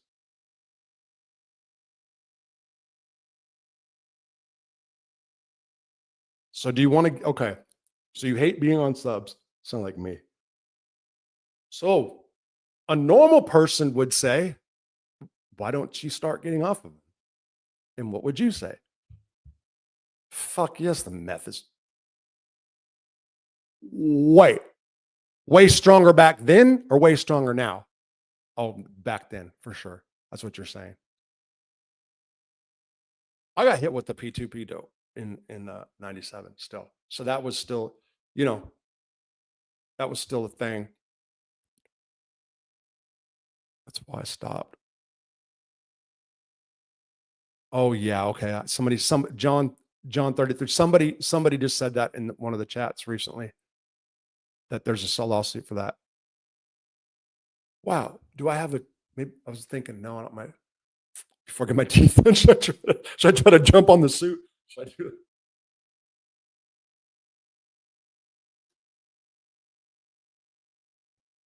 it? Yeah, anyway. Anthony, I got a business to run. I can't go through withdrawal. Oh, okay. Here we go. There you go. Still, people say, everybody out there,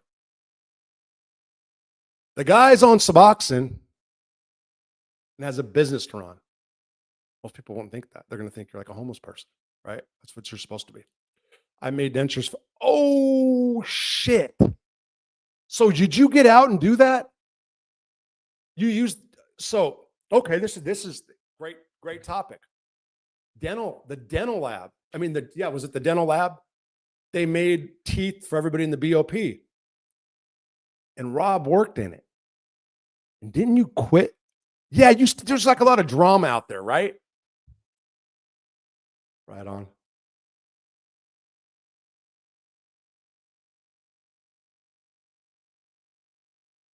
Again, you can wing down very quickly off Suboxone. I guess it's on what's in your system.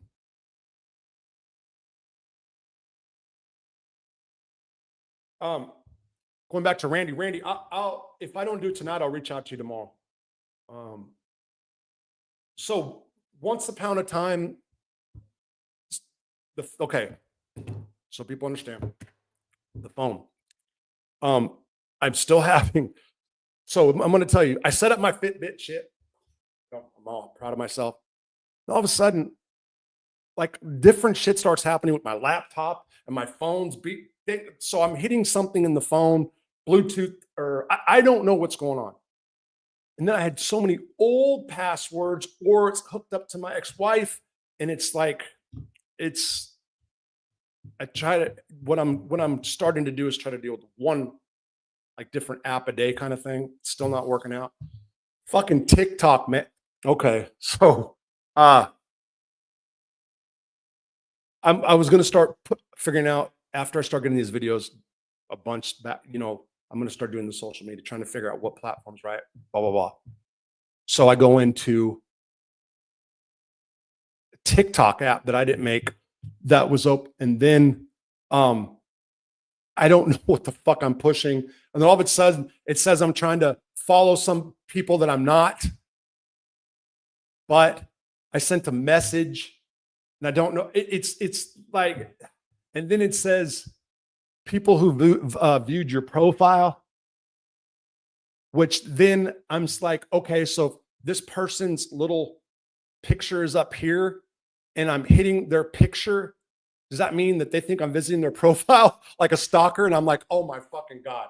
Like I haven't got it down. You know what I mean? I don't know what I'm doing with it. That's all.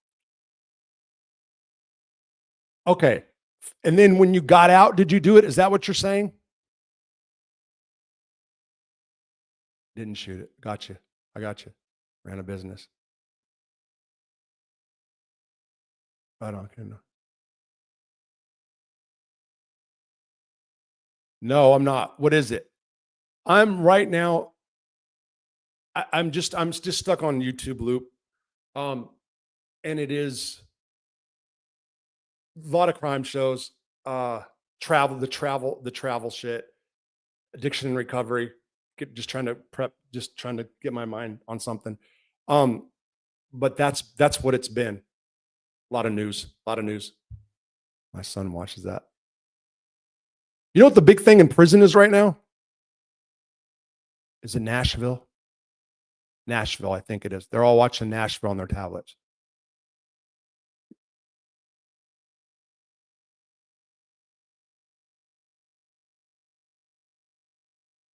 Don't use apps. Go directly to the site on your phone.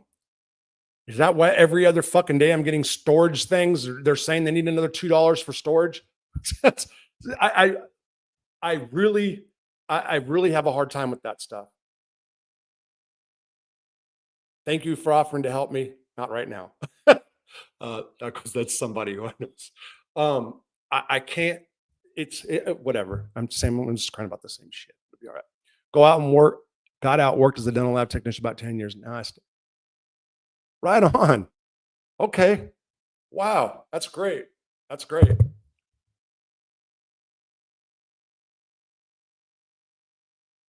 That's what's up. Right on. That's great for real. Yeah, got an edible business. Okay. Oh, right on.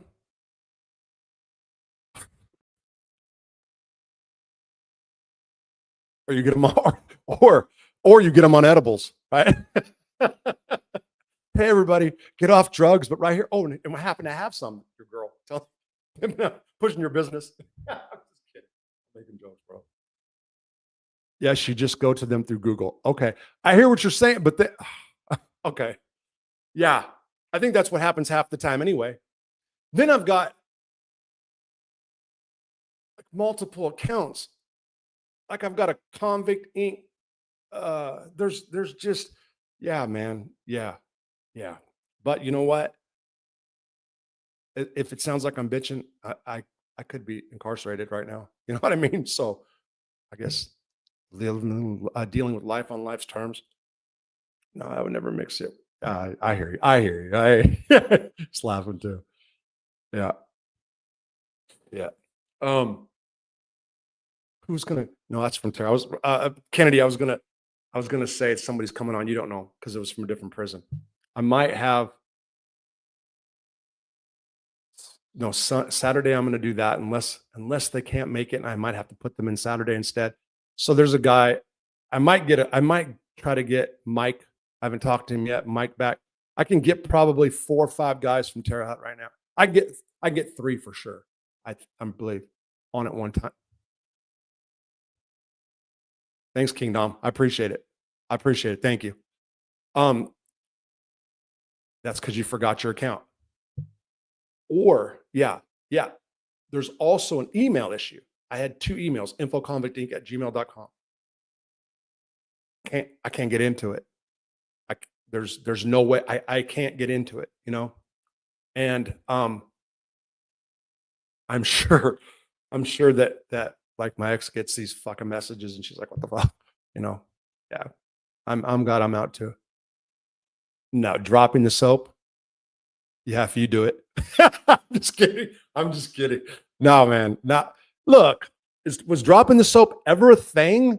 Or is that hot? I mean, really, was there people now? I'm going to tell you, in Arkansas Department of Corrections, there's still shower halls. I don't know how it is where you guys were. That was fucked up. You had 5 or 6 nozzles, and they had, shower call. Everyone in the shower, every fucking swing, everybody's right on. That was fucked up. And yeah, dudes drop soap and stuff. Now, did that happen in the day? Probably, but that whole thing is fucking overrated. I will say Arkansas was a fucking homosexual breeding ground before 1998, before 1998. I'm down to taking 1 sub a day. I'm slowly winging off, but I deal with chronic back pain that I'm trying to get fixed. Okay, so it's really hard when you need pain meds, but can't have pain meds. So look it. I am a full believer, though, that'll exasperate the pain. Suboxone you'll hurt. Everything hurts when you try to start coming off it. So I get it when you're talking about chronic. Dude, I deal with some fucking my knee. It's anyway. It makes it worse actually. So when you first do it or feel it, or if you're trying to use Suboxone to get high, so using it as a form of what it's supposed to be for, and feeling pain. When my shot would start wearing off, my body would start hurting. My back, my knee, my shoulder, everything hurts more. My neck. But when I used to use it to get high off of little pieces, oh man, it's like it's when I was feeling it, that's how it was. It was I hurt a lot, and I do believe that ibuprofen is the best thing for pain. Now, I've had back surgery, and I know guys will get pushed back, and everything's different. Everybody's different. Everybody's different on their pain levels and what it is, right? I'm breaking ball. Oh, okay, I hear you. I hear you. I hear you. Yeah, no, well, I figured it wasn't, but thank you, thank you. What's it? Bulls and bear, bulls, bulls and bears, bulls and bears. Okay. Anyway, yeah. So there's okay. What else? That's great though, about that dental thing. They had a really good program, a dental program at Lewisburg. Well, you guys don't hear too much about that shit, huh? But they really did. They have the eyeglass factory for the BOP is pretty much at Butner I. And they make some really cool glasses, especially if you know somebody and hook them up. Your best mod, my back pain will never, your best, my back pain will never be, yeah, sucks ass. Okay, John. All right, how's that person? Fuck you. Fuck you. Yeah, I do. I do have one. I do have one. I had it shortly after I did that Persico video. That was fucking karma, right? What? Nothing like that. Nothing like that. But I do. And I can't get it by myself. That's true. Oh, yeah. Push the like button. I always forget to tell people that. What are you guys doing about Sandy Hook? What about Sandy Hook? Gonna go down the Alex Jones route. I have less pain now than I took pills. I was in way more pain. Yeah. And so that's what happened. And I noticed when I got off Percocets and stuff, because I was in more pain when I did Percocets. Ibuprofen helps my pain a lot. But I haven't taken anything. Vitamins my mom bought because she says I'm looking unhealthy and losing too much weight. Yes, Rob, you're right about feeling pain no more after. Yes, for sure.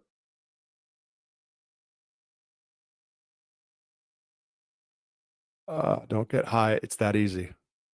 DB Cooper.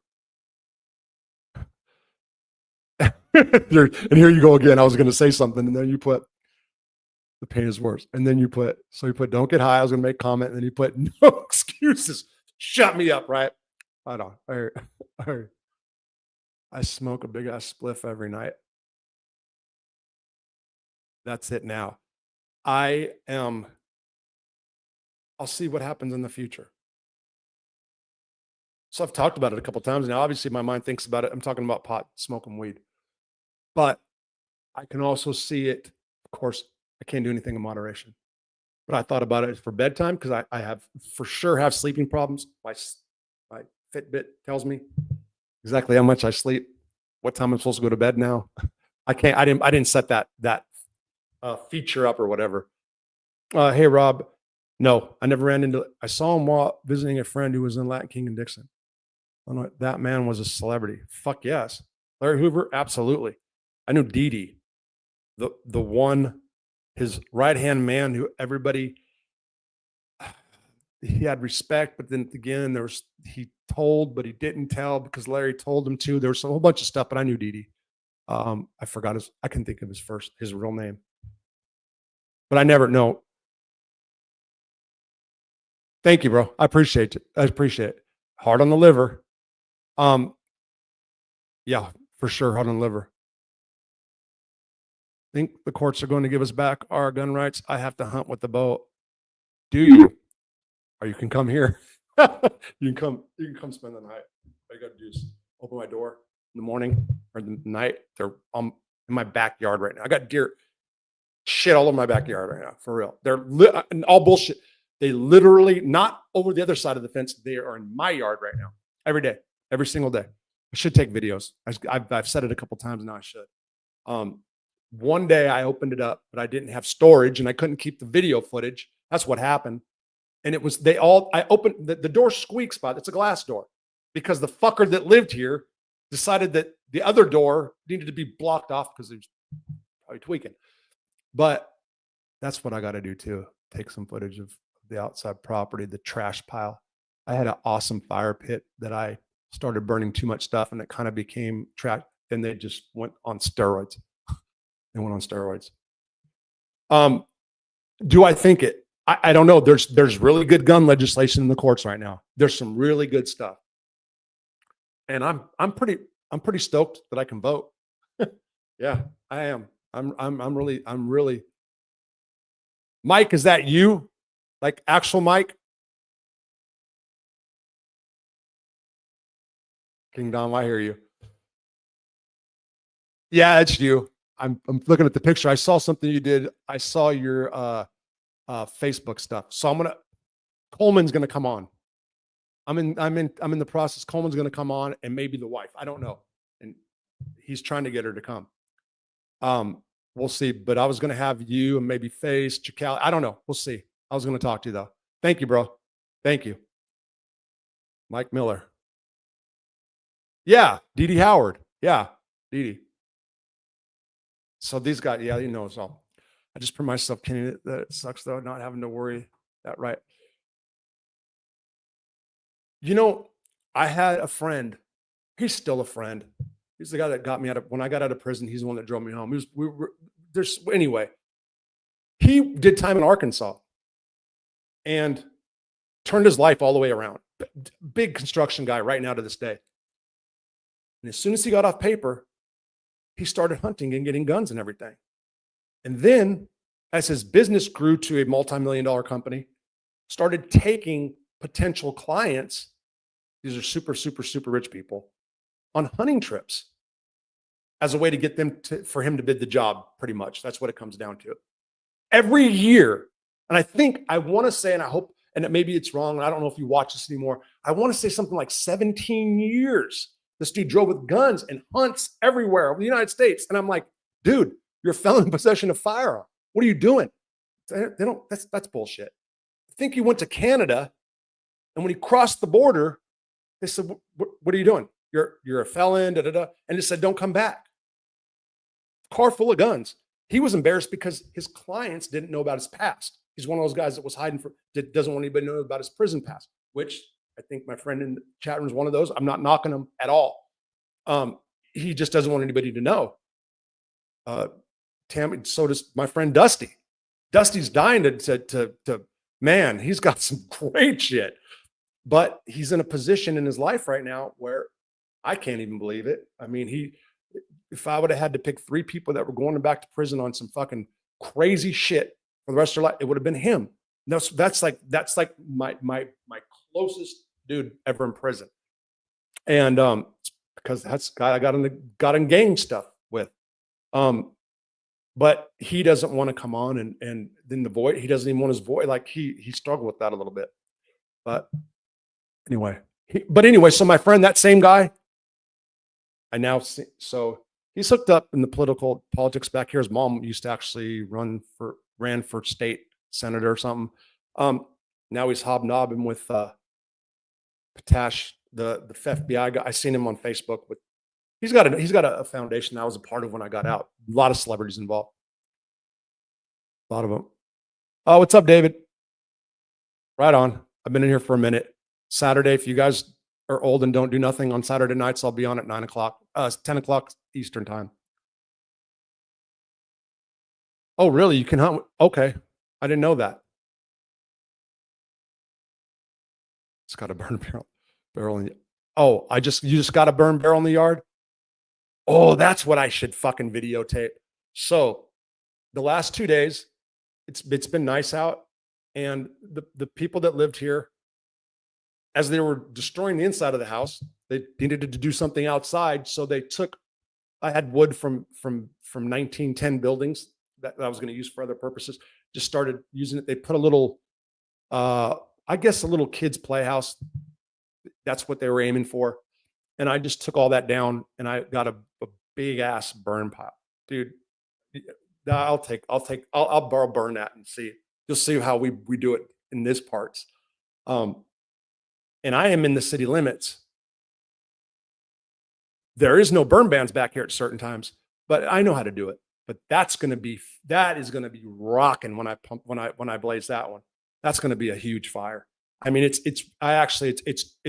might be a little too big, but there's also like TVs in that pile.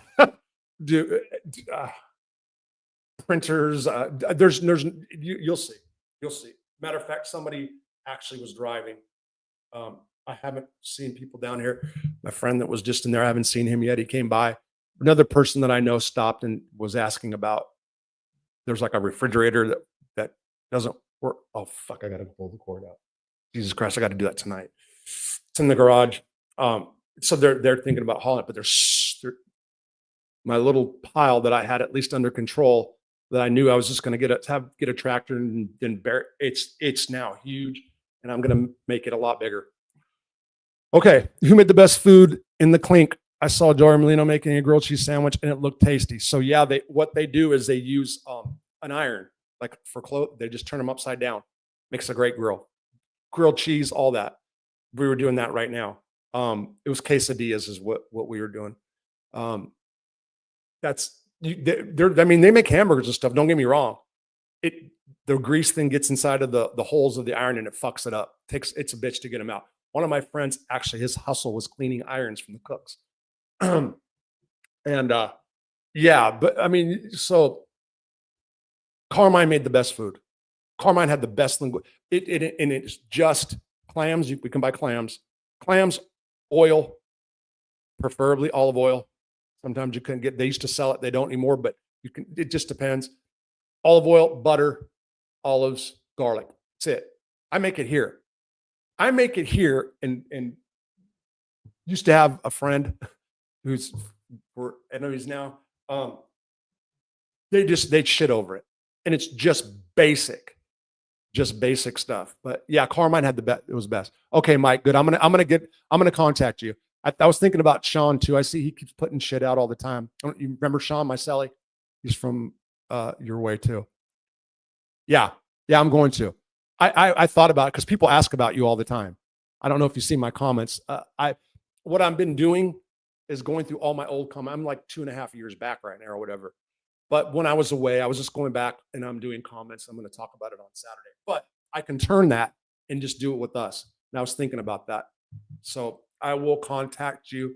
I don't want to do it tonight. Yeah, it'll be tomorrow or so. Because if I get off and I start talking on the phone, then I'm going to start waking up. That's what it is. That's what it is. Last election, they gave us our vote. Oh, I got it. I got it. Did you, huh? And how do you like voting for? How do you like what Trump's doing right now? Me too much.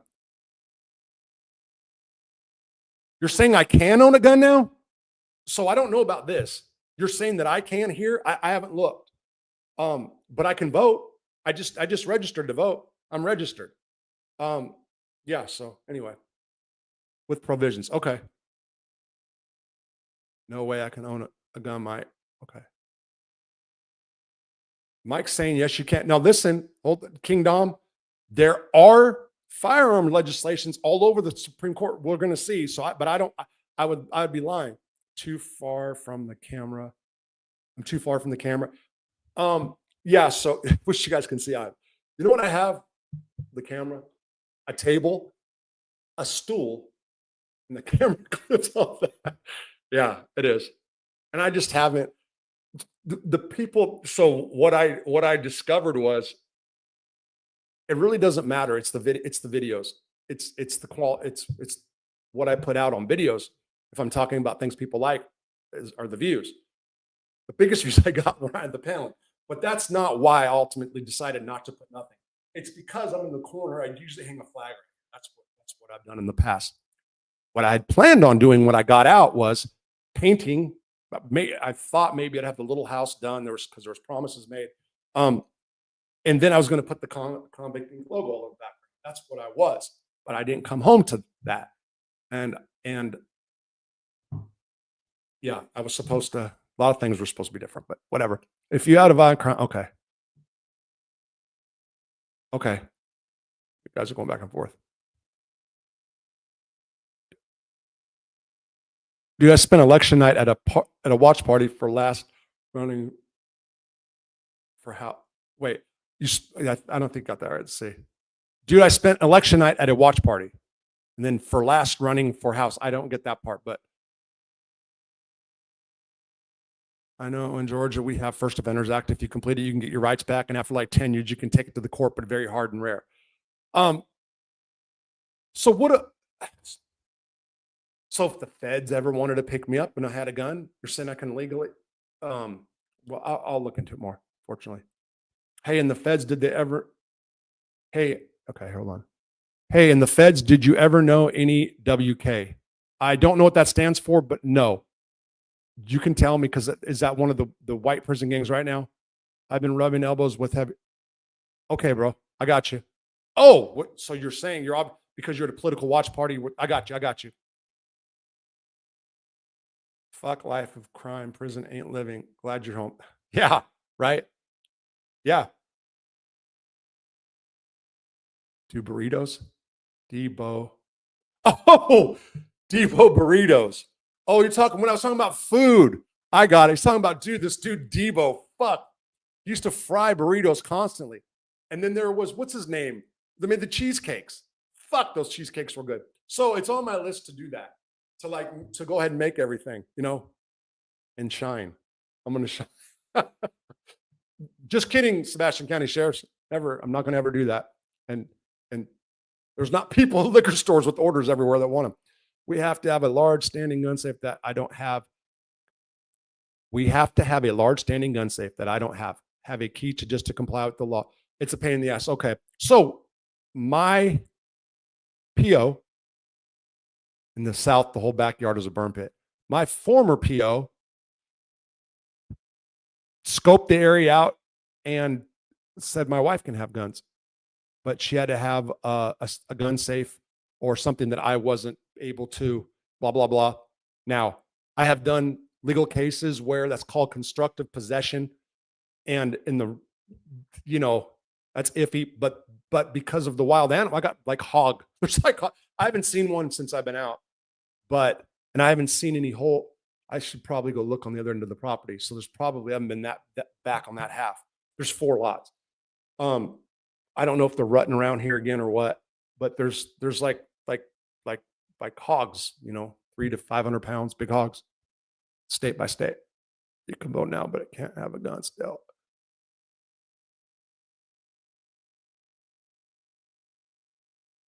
Have a gun if it's not. You're fine. It works. I got you. The daily vids make the difference along with push you if you do. Okay. It's the daily vids make the difference. The algorithm will push you. Yeah. Right. I got you. Fuck, I keep hitting send. Gun laws are state by states. I'll fill you in. I got you, bro.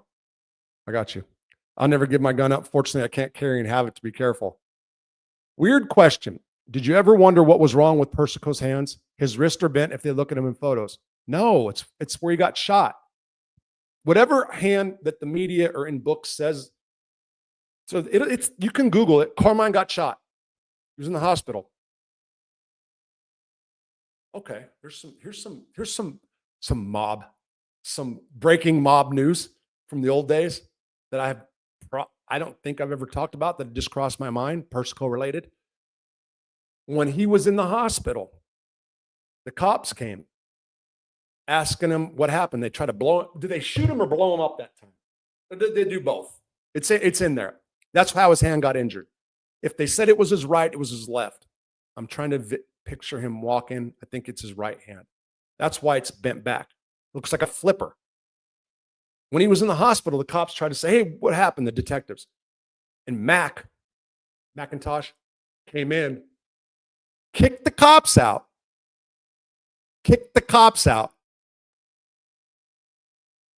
To ask him who did it, blah, blah, blah. So, what happened? So, and they instantly went and then retaliated. Carmine left the hospital shortly thereafter. But Mac went and kicked the cops out so they can talk mob business, and the cops all left. Right on. Okay. That meant to say a lady who was running for house. See, I got you. So it says shot or blown up. White Knights. That's what it is. No, I was never around any White Knights. And what are the White Knights? They're not out of Oklahoma, are they? No, they're, you'll tell me. Yeah, Persico was shot a few times. And I think he spit the bullet out of his mouth too. Is that the issue when the bullet was spit out or something? You know what he would like, you guys, when he would talk about or tell me stuff like that, it didn't, like I didn't even think about it. It's true. And again, it's just because of, I'm from California. I wasn't from that life. I wasn't around like the mafia. I had no bearing. If it was like a professional surfer, fuck, who knows? Out of Texas. Okay. Wow. So wait. I guess I wasn't thinking White Knights are out of Texas because I know everything, Aryan Circle or Texas ABs, whatever. But I think they're growing right now, right? Yes, food. The burritos was screaming. Yeah. Persico had that horse farm. Oh, really? Bobby X fried egg rolls. What's one's Bobby X? Prison group. Looks like a flipper. Yeah. Mac was with, yeah. Irish. Yeah. McIntosh. Bruce's fudge. Billy Bruce? My old Selly? Is that what you're talking about? The only thing I hear.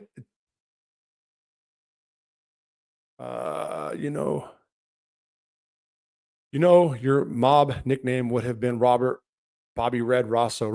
What the fuck? Bobby Red? What the fuck? What are you talking about? Here I am with the glasses again. Anyway. Oh, former Harbor House friends from December, from 22 Harbor House. Yes,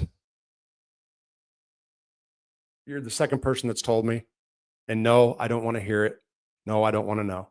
And I know Fort Smith is small. I know that. I get it. And what do I expect? Anyway, that's about it. So I'm gonna say about that. Bruce to make fudge and Reese's candy. Bruce who? Billy Bruce? Or are you talking about Bruce, an E Block guy? I'm trying to think of who Bruce was. That's all. That's all.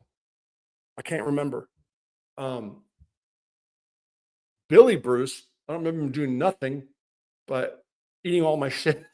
Little bastard, fucking Billy. Anyway, I've talked to him since I've been out. Well, no, I'm not. And if he comes back, I don't. The traditional white knights, yeah. Right. Okay. No, no, David. No, I mean, yeah, no. White guy, white guy, 3 elbows. What? White guy, 3 elbows. What the hell are you saying? Bruce, guy, 3 elbows.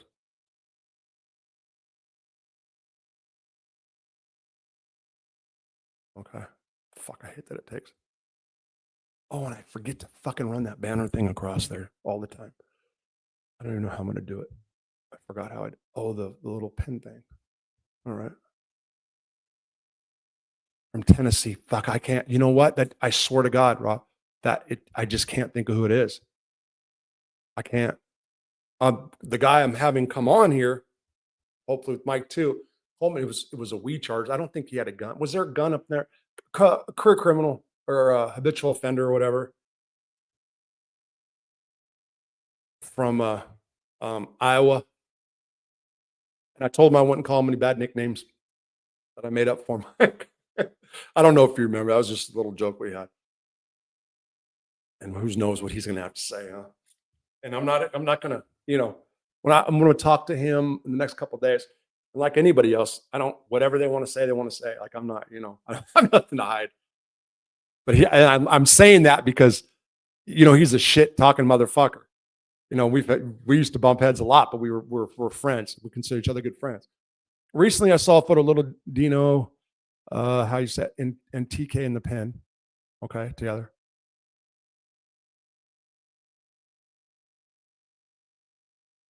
Yeah, so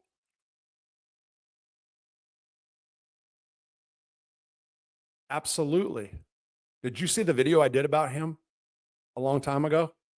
I'm talking about this comment right here, Dusty Selly John Hunter.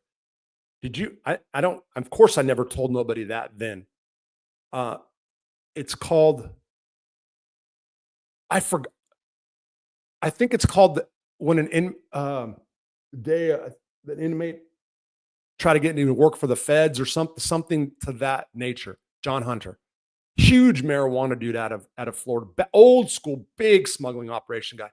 Not on the scale, I don't think, of Randy Lanier and them, but big. Yeah, I saw the interview and I talked about it in one of the videos. For sure. Yeah, you did. Okay, I'm reading this down the line. For sure. Yeah, that's Tommy. That's 100% Tommy. Barge full of weed. So I know guys that got life sentences for weed barges. You sold with John. Yeah. Yeah, John said he needed to talk to me for like about a month, and it was super important. I think he might be dead now, by the way. Yeah, okay. He watched and I liked it. Yeah. Look it. He was a great dude. And I think he was only doing what, a 6-year violation. Well, that was a long time. I think he had prostate issues. Remember, he had prostate issues. He didn't want to get checked, but he cracked on me. He wanted to talk to me, and then said we had to go to the yard. We went in the middle of the field so nobody can hear. He stopped me. We turned around and he said, "Would you kill somebody to get out of prison?" I had a life sentence. I'm like, what? And okay, Chad's interview is very cool. Tommy's not going to open up about the things that not at this point. I have not talked to Tommy, and I actually reached out to somebody in his family, and they never got back to me. Benny Giarratano, by the way, I got a message in here that says he's pissed off. He's done. I blew it. Benny was trying to call me for like 2-3 weeks. I talked to him one time. I told him I hadn't had my stuff hooked up yet. Then I made a comment on the chat room and said when I got paid that I was going to get put money in the account or whatever. I did get paid. I paid some bills. Then I went into it and I didn't have enough to put the phone account on for Benny. That's what happened with Benny Giarratano, people. but it's cool. It is. And he's still my friend. I think he did it day 30. David, let me see, David. I don't know what you're talking about, but when day 30 is out, and somebody said he could have been in the halfway house and that. Yeah, that's true. That's true. Tommy Reynolds, I know him, we know him, this guy here. He's not going to get into specific things that people would want to talk about, but who knows what's going to happen? Time will tell. When he watches more YouTube or something, who knows? Hey, I think it like 30. Yes. Okay, there's the Benny thing. In the comment section, I think on my last chat, somebody like said you blew it. Like they're upset because he was calling me a lot. He was calling me. I couldn't answer collect call because you need money, $2, whatever. Okay, it's no secret I got financial issues and I'm not borrowing money. So what happened was I made a comment, like I just said, that I was going to open up that account, and it came up short. And that's why I couldn't do it. And then I got a thing. So it just couldn't happen. Some people have said, I've got comments about that before. And he said something in one of the interviews that I did with him. He talked about that. He said something about that A-Light was the only one that would help. And I'm sure he's super, super, super pissed off at me. Bobby Red, who is going to care? He got ratted on by lion rats while he was palling up with lion rats. Right. Yeah. So, but there's a lot of people that like the Benny stuff. I mean, there is for sure, and he's entertaining as fuck. He's a one man. Yeah, yeah, you know, and yeah. Anyway, yeah. All right. So, what's my Fitbit say? It says it's 11:08. See, I hear you. Yeah, and it's okay to put stuff out. Okay, I knew that the guy Benny was talking about, who he was with when he got stuck. I knew the guy Benny was talking about, who he was with when he stuck the guy. I was going to say puss. Is that what you're saying? The Monkey Wrench channel. Yeah, that was Benny. That was Benny. And that's funny too. Roxy, let's see what you're. Hey, Rob, found you from MRA. Have you met lots of mobsters in jail? So you're new. Yeah, I met, there's a lot. So Roxy, yeah. So thank you for coming on. And yes, then this was originally, this channel was just prison stories, prison based, with the angle of going towards criminal justice reform. And then addiction and mob talk turned things around. I started getting in the mob genre. And this person, she's never heard before. So that's why I'm saying this. If you don't know, there's a guy named Jimmy Calandra, and I took off and did an attack video. By the way, I'm going to say something about Jimmy on Saturday night. I just watched the interview. And that was an accident, by the way. That was at 3 a.m. today. And I was like, anyway, but I'm just going to comment on that. Anyway, I was around like a lot. And a lot of the guys that I was around are people that a lot of people on YouTube, the mob genre, have those people affected their lives. They knew them as different people in the street. And I, being somebody from California that was not involved or around any person, I've got my own perspective. That's all. A lot of good ones, a lot of bad ones, a lot of people that would let you down and that were extorted. But yeah, and my claim to fame kind of thing, if so to speak, is that I was with Carmine Persico for 3.5 years, Roxy. So just so you understand, okay? I'm just giving you the little bit. And I did kind of hurt myself in this channel before because I got really carried away on that mob tube bullshit, getting in all the fights. I loved it. It was fun. There's not one of them that did anything, any damage to me, but caused me a lot of problems with wife, probation, everything. It did. And it was kind of some spiraling I did, I got to say. Amy got slapped and called the helmet. Amy got slapped and called the helmet.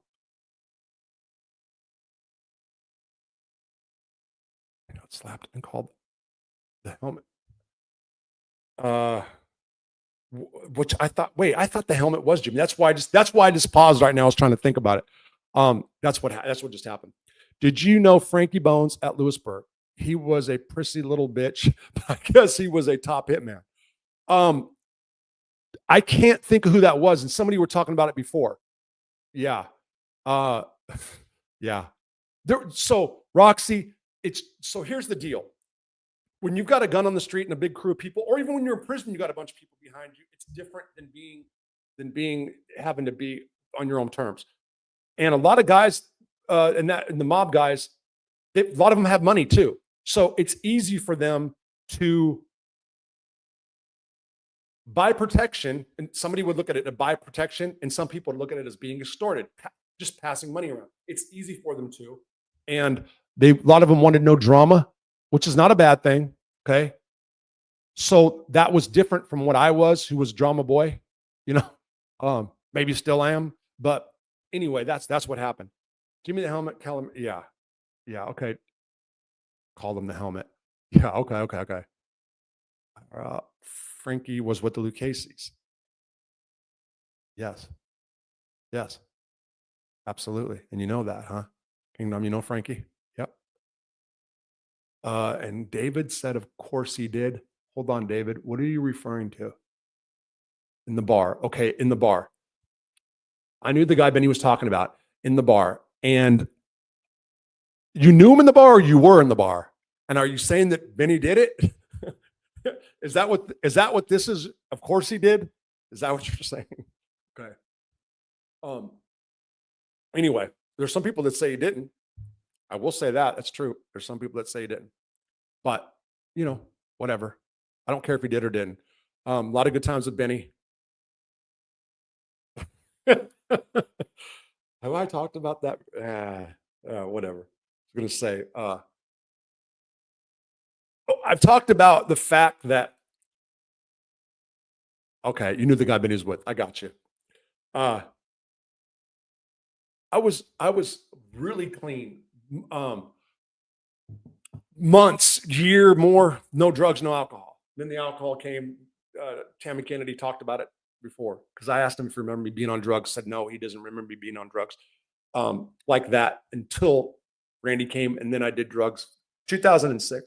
It was January 2006. I found out that I lost my second in success of 2255, an appeal, so to speak. Newly discovered evidence. 3 people recanted out of the 6 that testified against me. I had a short trial. My trial was it was a hanging for this part of the country. And 3 people recanted. That 2 of mine didn't even know. And a friend of mine, who's a friend today, I talked to one of the informants in my case. I do. The first person I went and saw when I got out of prison was government witness number 1, because for years I thought about doing bad shit to him and I had to let go. And he was instrumental in helping people get affidavits to recant, because he saw the trial testimony. He's like, that didn't happen. Anyway, where was I going with that? Shit, where was I going with that? Fuck. Hold on.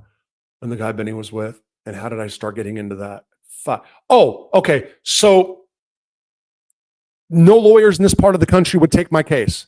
No lawyers would take this case because it was so serious, right? Okay, bears and secrets. Let me see just a second. So I had to go to Little Rock to get a lawyer, and when he filed the original brief, the lawyers, my trial lawyer, who was big in this part, and became the president of the Criminal Defense Association, big guy, John Wesley Hall Jr. All flowers must die. He died right when I got him. Everybody thought I was going to beat that case. Prosecutorial misconduct, cops misconduct. One of the rats in my case that I didn't know got busted cooking meth in the hotel that the cops paid for the night before my trial. Cooking meth, and they didn't even charge him. Told him not to tell my attorney. Big things. I lost. That day, I went from mail call. They had mail call. They didn't call me. I walked downstairs to the phone. The cop said, "Hey, Ross, so you got a letter." Gives it to me. I'm denied. The day before, my oldest daughter had written me and said, how does it feel to know that you fucked up your life so bad that you didn't get to see your kids grow up. By the way, my kids were 9, 6, and 3 when I went away. Their mother and I were each other's first. We were 13 years old. We were junior high school sweethearts. We got married. She decided when I got my life sentence that the kids didn't need to have contact with me. It's just what she did. And then the oldest one reached out to me. The next day I got denied. I did heroin. I walked right from downstairs. It was like a magnet. Rob, you probably remember Donnie, I think. Yeah, the black dude. Anyway, I walked right upstairs to the 3rd floor and got a bunch of fucking shitty ass heroin. I mean, it was bunk. And I did like 7 papers. They're $50 a paper. And that's what happened. Okay, let me go back. Just stop by to say, good to see you, Robin. And you look great and healthy. Take care. Hopefully I can catch you live next time. 5 a.m. comes fat. Bears and Circus. Thank you. Yes. I'm so just in full disclosure, I think I'm going to keep my lives at this time 8. And so there might be a whole afternoon thing. I have to get that. I have to just know that I'm not going to renege. I'm not going to not follow through. Okay. That's there. And I feel everything's positive right now. Yes. I'm still pumping out things, but it's good. So just so you know, and on Saturday nights, I think 9 o'clock. I got you. I hear you. I got you. Henry D. What's up, bro? The Bears. Okay. Absolutely. Knowing that Sammy the Bull is the world's most notorious rat, why would someone decide to start selling drugs with him? Yeah, who did that? They probably didn't know. And, well, I'm sure you can find it on YouTube. Yeah. But Rob, I'm gonna say this too. Okay. You know how many people that I know who are rats that are selling drugs openly? It doesn't matter. It's whoever has the sack. I'm not saying everywhere. I'm not saying in some parts of cities that rats don't. I'm not saying that. I'm saying over and over, people know that people are hot or people testified and they still deal with them because it's just all about drug. That's it. That's sad, Rob. I hope you tried to stay in contact. So I'm thinking about, so I'm going to do a video about my 3 years when I was released. Okay. The 3 years after I got out, I'm going to break it down. I don't know if I'm going to break it into sections. And the reason it's important is I can show the trajectory. Some people will say I'm playing victim. I am a major believer. This sets people in the recovery AA, and then this sets their hair on fire. I believe in context. Context matters. If you're an addict and you're in active addiction and you try to explain yourself, even if you're right, you're a manipulative liar. And that's how you're seen. And if you ever try to bring context up, it doesn't matter. What matters is the results. So, and I'm not trying to say, like I just said that about the kid thing, right? I said that about the day I got high. By the way, the day I lost my first appeal, so in the feds, it's like this. You have a direct appeal, a 2255, which is basically your second appeal. And after that, up until 2018, that was it. You know, you can keep filing in this and that. And there's different ways, but basically what happens is you've got two bites at the apple, direct appeal and 2255. Okay. Now compassion release is something else that it wasn't meant to be, which is great. It gives judges who really want to let people out a chance to do so. But back then you didn't have that. The first time I lost, when I was like, that was it. It was my second appeal, actually. So what I just said earlier was actually my third appeal, but it was based on newly discovered evidence. It was a big deal. The night I lost that one, I joined the Dirty White Boys. I was drunk in the hole when I joined. People, you know, there's 6 months probation, different gangs every day. No, they wanted me for a long time. All I had to do was say yes, and I was in. That's what happened.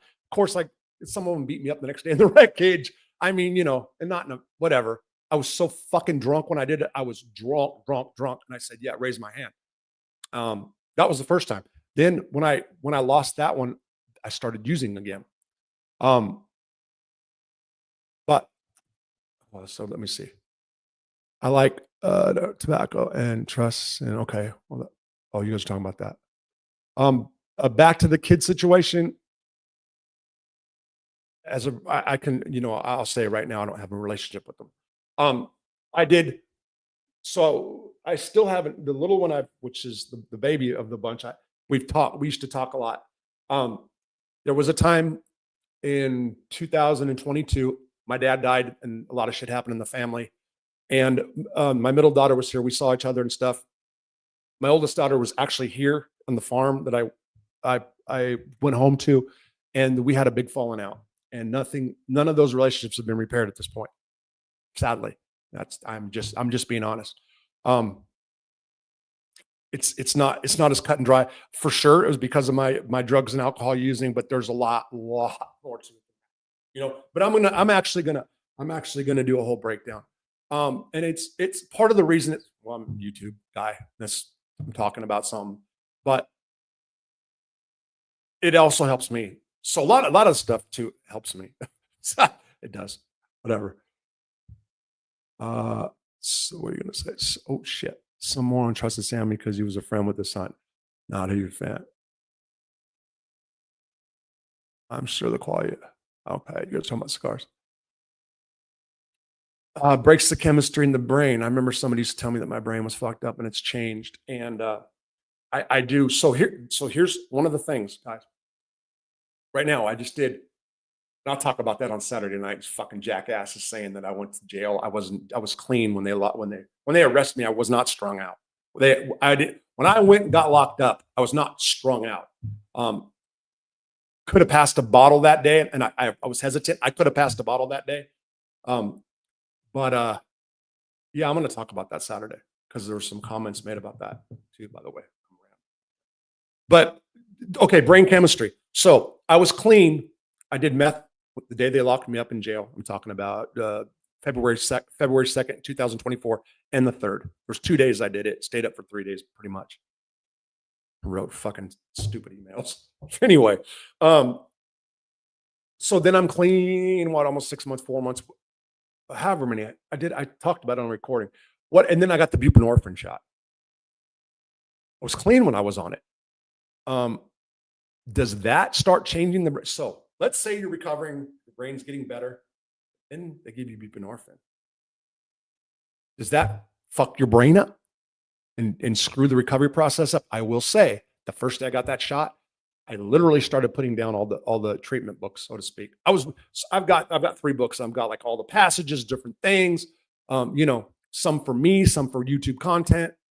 And one of the things is I do think that changes the brain, especially drugs at an early age. You start doing early for sure. But I also think that, let's say that something's destroying. You see the images of the brain and the black holes and all that. I think that your brain's a wonderful and a mysterious thing, and I think you can still, think, but emotionally, that's what I noticed more than anything. The emotional damage, and probably the leader behind that was methamphetamine. Probably, yeah, I agree. Okay, you guys are talking about that. Cool. Thanks, Kingdom. Do you like mob guys you met and get along with? Okay, did you like the mob guys? Carmine Persico was like a father. I say that over and over again, but then I'll tell a bad story and people get pissed. Yes, yeah, for sure. Like I said, Danny Fama, Ida. I mean, there's numerous. Tommy Karate is like I was super close with. Greg DuPont, a lot of them. But yeah, there was. I have friends for sure. Yeah, 100%. My point is that there's, like I've said this a few times tonight, there's people that either are from those areas that the mob affected or had control of, and they saw them as one way of the street. That's not the way I saw them on the street. That's what I'm trying to say. And sometimes I will get stupid as the comments come in, and then I'll start getting, and then it seems like I'm just anti-mob, and that's not the truth. But there's a again, like somebody was saying, Brad on YouTube, there's a mystique about it that's just that we don't see in prison. And there's guys in here that talked about it too. One of the guys in the chat now. Hopefully it comes together. Life's too short to hold resentment. I'm not holding on to resentment.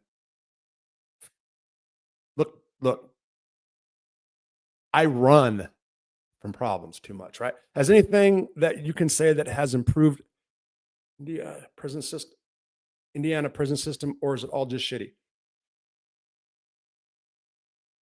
INDA, you're in Indiana is what you're trying to say, right? No, Alan Bog. Has there anything you can say that has improved in the prison system, or is it all just shitty? Has improved. Fuck no, it's going to hell. It's tablets are good, but I'm afraid that they'll end up taking away some visits. I don't, it's the COVID changed the system so much. Now they lock down for everything because they know they can. People don't buck like they used to. Oh, if you're in a pin, so it's not bullshit. It's changed so much. And it's staff demoralized, gangs. It's changed a lot for sure. Everything is worse in prison, Alan, except maybe having a tablet or some shit other than just taken away.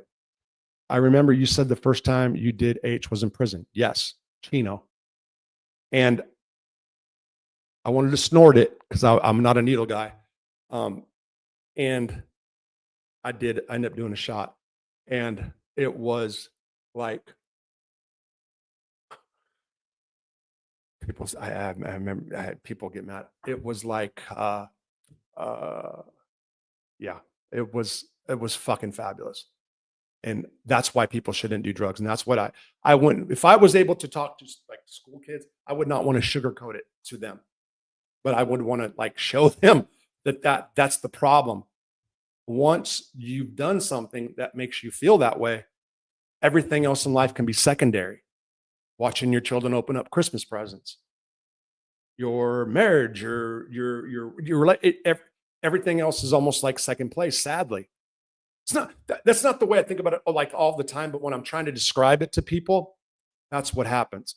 I felt it was like it was like a religious experience of the greatest magnitude. It's like walking. I remember thanking the dude that put the needle in my arm. I had a gram. Somebody gave me a gram. Some big baller in the prison, some Mexican dude had lied to his wife and was going to have his girlfriend pick him up. So we used to get packages in prison in California. Every 3 months, you can get 50-pound package of food. I think it was 50. So I had a watch that my mom sent me that was worth like $100, but this dude wanted this watch. And he offered me like a little bit of heroin. I never done heroin, didn't know anything about it. He ended up giving me a gram for it, which was like $250 at the time in prison. And I took it to somebody who I worked with that was a medical clerk. It was a kid named, his name was Kid. And he's from Orange County. And I said, man, what can you do with some dope, blah, blah, blah. And he said, oh, homie, I'm sick, blah, blah, blah. I didn't even know he did heroin. So we left the medical building. We took some ducats, which are request slips, to go hang them up on the board in one of the cell blocks. And his friend, who they called the doctor, because the doctor had the outfit, found out that I had the dope. And then what they did was they were kind of playing me for somebody green. They told me to go keep point. They got the gram. And I'm like, hold on, you're going to get the issue out first for it. Give me that gram back, And when I came and it was my turn, it was in a syringe. Now, we stole syringes. There was dirty syringes that were for $20. And yes, they came straight out of the hot box, which could be anything from AIDS to Hep C, but people knew it. We didn't sell those. They were in the wrapper with the new ones. Well, they used one of the new ones. I had syringes. So they put it in that, and I was just like, fuck. I'm not scared of needles, but I didn't want, like, that was like taboo. I was a surfer growing up. Pow. It was fucked. That's what it was. Okay. Did you get that? Weights, cigarettes, food, etc. Lots taken away from prison now. But he hated Joey Testables in prison. No education that can help. Just a joke. Spirit of New Orleans, Bob Ross got a life sentence, and Eric Foss only got 30. Stop bringing me down that rabbit hole. A-Rod, Rob, why do DC blacks have so much power in the feds? Is it the numbers? Does anyone that commits a crime in DC go to the feds? Yes, they go to, I think they can still go to one of the county systems. So much power. Look, there was like 400 on the yard where me and one of the guys in the chat room were. When the DC guys came into the prison system, I was doing an 18-month shoot program for an assault. And the warden, Mickey Ray, I did a video about this, what I'm telling you right now. Mickey Ray hated and respected me. I didn't know he was the warden when I did this assault. I was in kitchen whites. I had blood fucking everywhere. Stomped, the helicopter stomped him. He's a friend of mine to this day. We've talked a bunch of times, but he was wrong. He was wrong. I went on a frenzy too, but I was trying to earn my life sentence when I did it. So take that for whatever. Mickey Ray, it was in the chow. That's like a no-no. People don't like to do hits in the chow. There was a reason that dude got hit in the chow. So anyway, a lot of things happened. And then they let 400 DC dudes in Leavenworth at one time. 400 came. It was within a week. Mickey Ray went, got me out of the cell. They called me up front, and I thought it was like property because I was complaining about not having my legal work or something. And there's the warden. And they bring me this little cage, and my hand's behind my back now, right? This dude talks shit, cusses, everything else. He's dead now. Rest in peace, Mickey. And he said, okay, look, check this out, Rosso. We got 400, and he didn't say DC blacks, okay? And he was a white guy from Missouri. He didn't say black. We got 400 DC, and they fuck boys. They fuck boys. They rape. They kill. Blah blah blah blah blah. This is what the warden was saying. Okay, and I need some white knuckleheads to balance out the population, and I'm letting you out tomorrow. But I hope they kill you. You understand me? That's what he said. Fucking DC dudes. Yeah, they're everything that people talked about, knocker lock and this and that. They beefed with the blacks, and most of them got high, and I got along with them. And then went to Lewisburg, and they were all over the place. And I went to Lewisburg. I'm gonna get by. This is 1987. Yeah, I got you, Alfie. I went to Lewisburg, and I was actually scared to death. And this is why. The arm of the government puts people in prison for drugs, and your first time using heroin is 15 minutes after entering USP. Spirit of New Orleans. What about right now? I just went back to the feds. The marshals came to my house to pick me up for a dirty urine that wasn't a dirty urine and came back from lab clean. But I said it was dirty. That was so fucking stupid because my fucking brain wanted that last hurrah. Here, Ross, so we're going to put you on the sweat patch, drug patch you've been wanting for 2 years. Because I was wanting the sweat patch. Please put me on the sweat patch. It's like a shock collar. It'll stop me. That's what I thought. But once they actually took it out and put it on my body, I was like, because I wanted to go get high one more time. So I told them that the piss in the bottle, which popped false positive, was dirty. Came back clean. Never mind. They got a warrant, came and arrested me. Took me to the jail where I got high on methamphetamine. I told the judge this in my sentencing here. The reason I did, because I was honest with them the whole way through. Then I get to the feds, and what do they want to do? You got an addiction problem? We want to put you on buprenorphine. What? But I'm not on anything. We want to put you on buprenorphine. Get on Suboxone. So they took me out of society because of my drug addiction to put me in prison where there's lots of drugs. Methamphetamine's $100 a cap in most places in feds, 100 chapstick cap, where the drugs are flooded, and they put me on legal drugs. That's what happened. How's that? Testament means that. Okay. Spirit or noise. Oh shit. Joey had listened changes, but they're doing a fourth. Okay, I'm not sure that. Searching who's the most famous mobster that you actually knew firsthand on a personal level. Carmine Persico, by far. Joey Testa, Carmine Persico. I was just with Steve Correa. Won't talk about anything he does in prison because he asked me not to. Rob, you got to go back and watch MRE Broke Foss. It was hilarious. Right. Yeah. Carmine Persico, for sure. Yes, Eric, DC criminals go to the feds. Yeah, they do. Okay, you guys got that. Yeah. Anyway, well, what else? Been on. Fuck, it's been a long time, but I don't care. It's good. Cool. Trying to think of anything else. There's a video tomorrow. It's kind of short. It's all right. I like I said, I woke up to do 3 videos. I got out there and just kind of lingered on, and it just wasn't. It fell flat. That's what happened. Then I started. Then I picked up a paper and pen, and then the articles I've been trying to do to make a pitch to the editors turned into the first part of the book.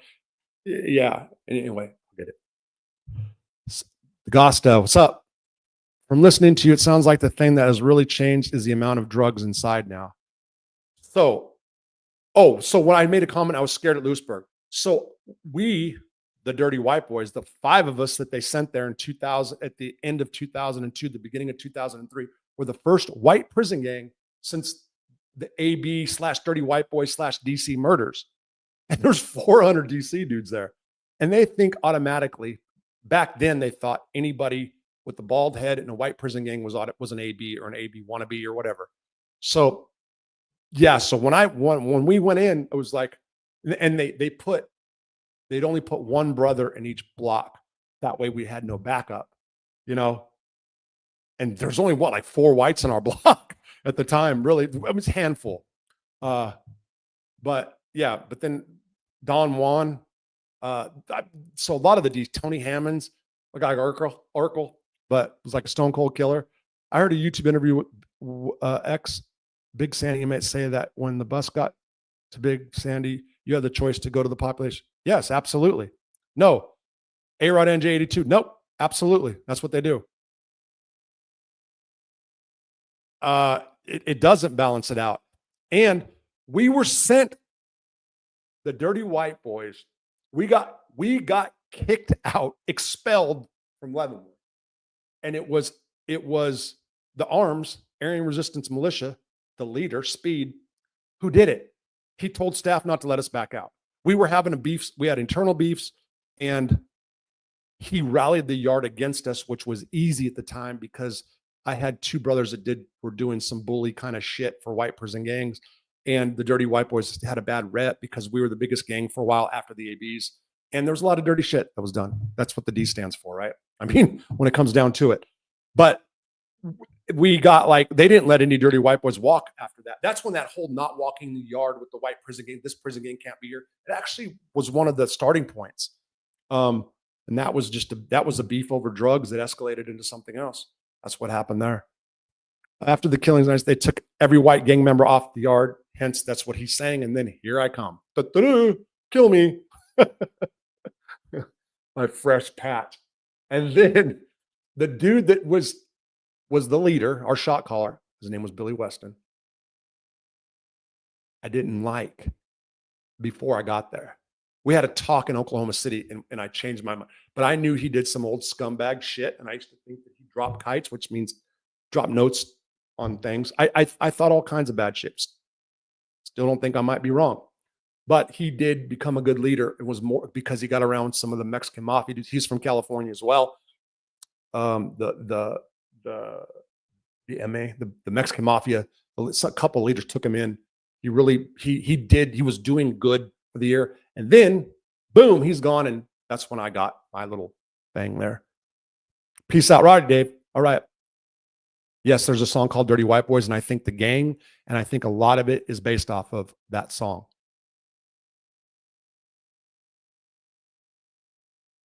Any famous boxers or sports stars? Art Sleester. Was super close with Art Sleester, scumbag extraordinaire. Boxer. So there was a guy from out of Baltimore, a black dude that was a hitman. I think he was a former boxer. I forgot his name. Otherwise, I'm trying to think right now. Was one of those Boston guys almost a hockey player or something? I forgot. That's what Art Sleester. Art Sleester for sure, as far as a sports star. Okay. Arts, yeah. Well, Frank Fletcher and Bernie Williams are both in Lewisburg. Okay. Yeah. and what Falcone. So Willie Falcone was there. That's one of the bigger celebrity names, I guess you would say. The Boston guys that did the we just talked about them the other night, Matty O'Halloran or whatever, the Shea brothers. Yeah. Anyway. Wow, Rob, I can't believe you're stay-at-home dad. What a trip. I'm just thinking about it. Man, we knew each other so many years ago. You know, I wanted 2 kids when I got out. Uh, was it in the cards? Then I got around my grandkids. That's real shit. That's what kind of took that mentality off of me because I thought, okay, I'm 50, 51, whatever. The person I was married to is younger than me, but I always thought I wanted to raise kids. And yeah, whatever. But that's what made me go, uh-oh, being around my grandkids. And I miss them too. I miss them to death, for real. Frank was a middleweight champ. And so somebody said something about relationships, and I think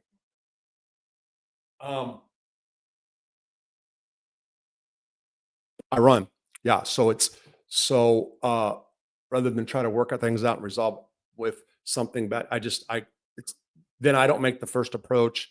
And then yeah, that's what happens. Another thing I got to work on with me, right? Something probably to do with developmental stunted growth or whatever. Well, you know what I'm trying to say. All right, guys, there is 50 of you still here, but I'm going to go. Saturday night, I'm going to do a live. Tomorrow, there's a video, like I said.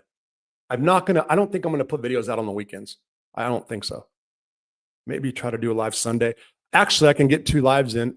Fuck, I can get more. We'll see. So Saturday, for sure Saturday, maybe tomorrow night. I don't know. Maybe Sunday. I don't know. And you know what? Like I already got the Saturday nights up in the title. And that's another thing. I think I'm going to stop titling them until I know, because I'll put it up and I'll be ready to do like that. And then something will change. You know what I mean? Something will change. All right. I'm out. Take care. Thanks for sticking around. There's been pretty much 50 of you guys here the whole night.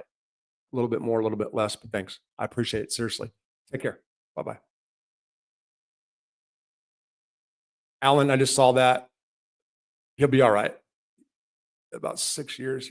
I have a son that's just absconded for about 6 years. Well, he'll get it behind him at least. Really. He'll be fine.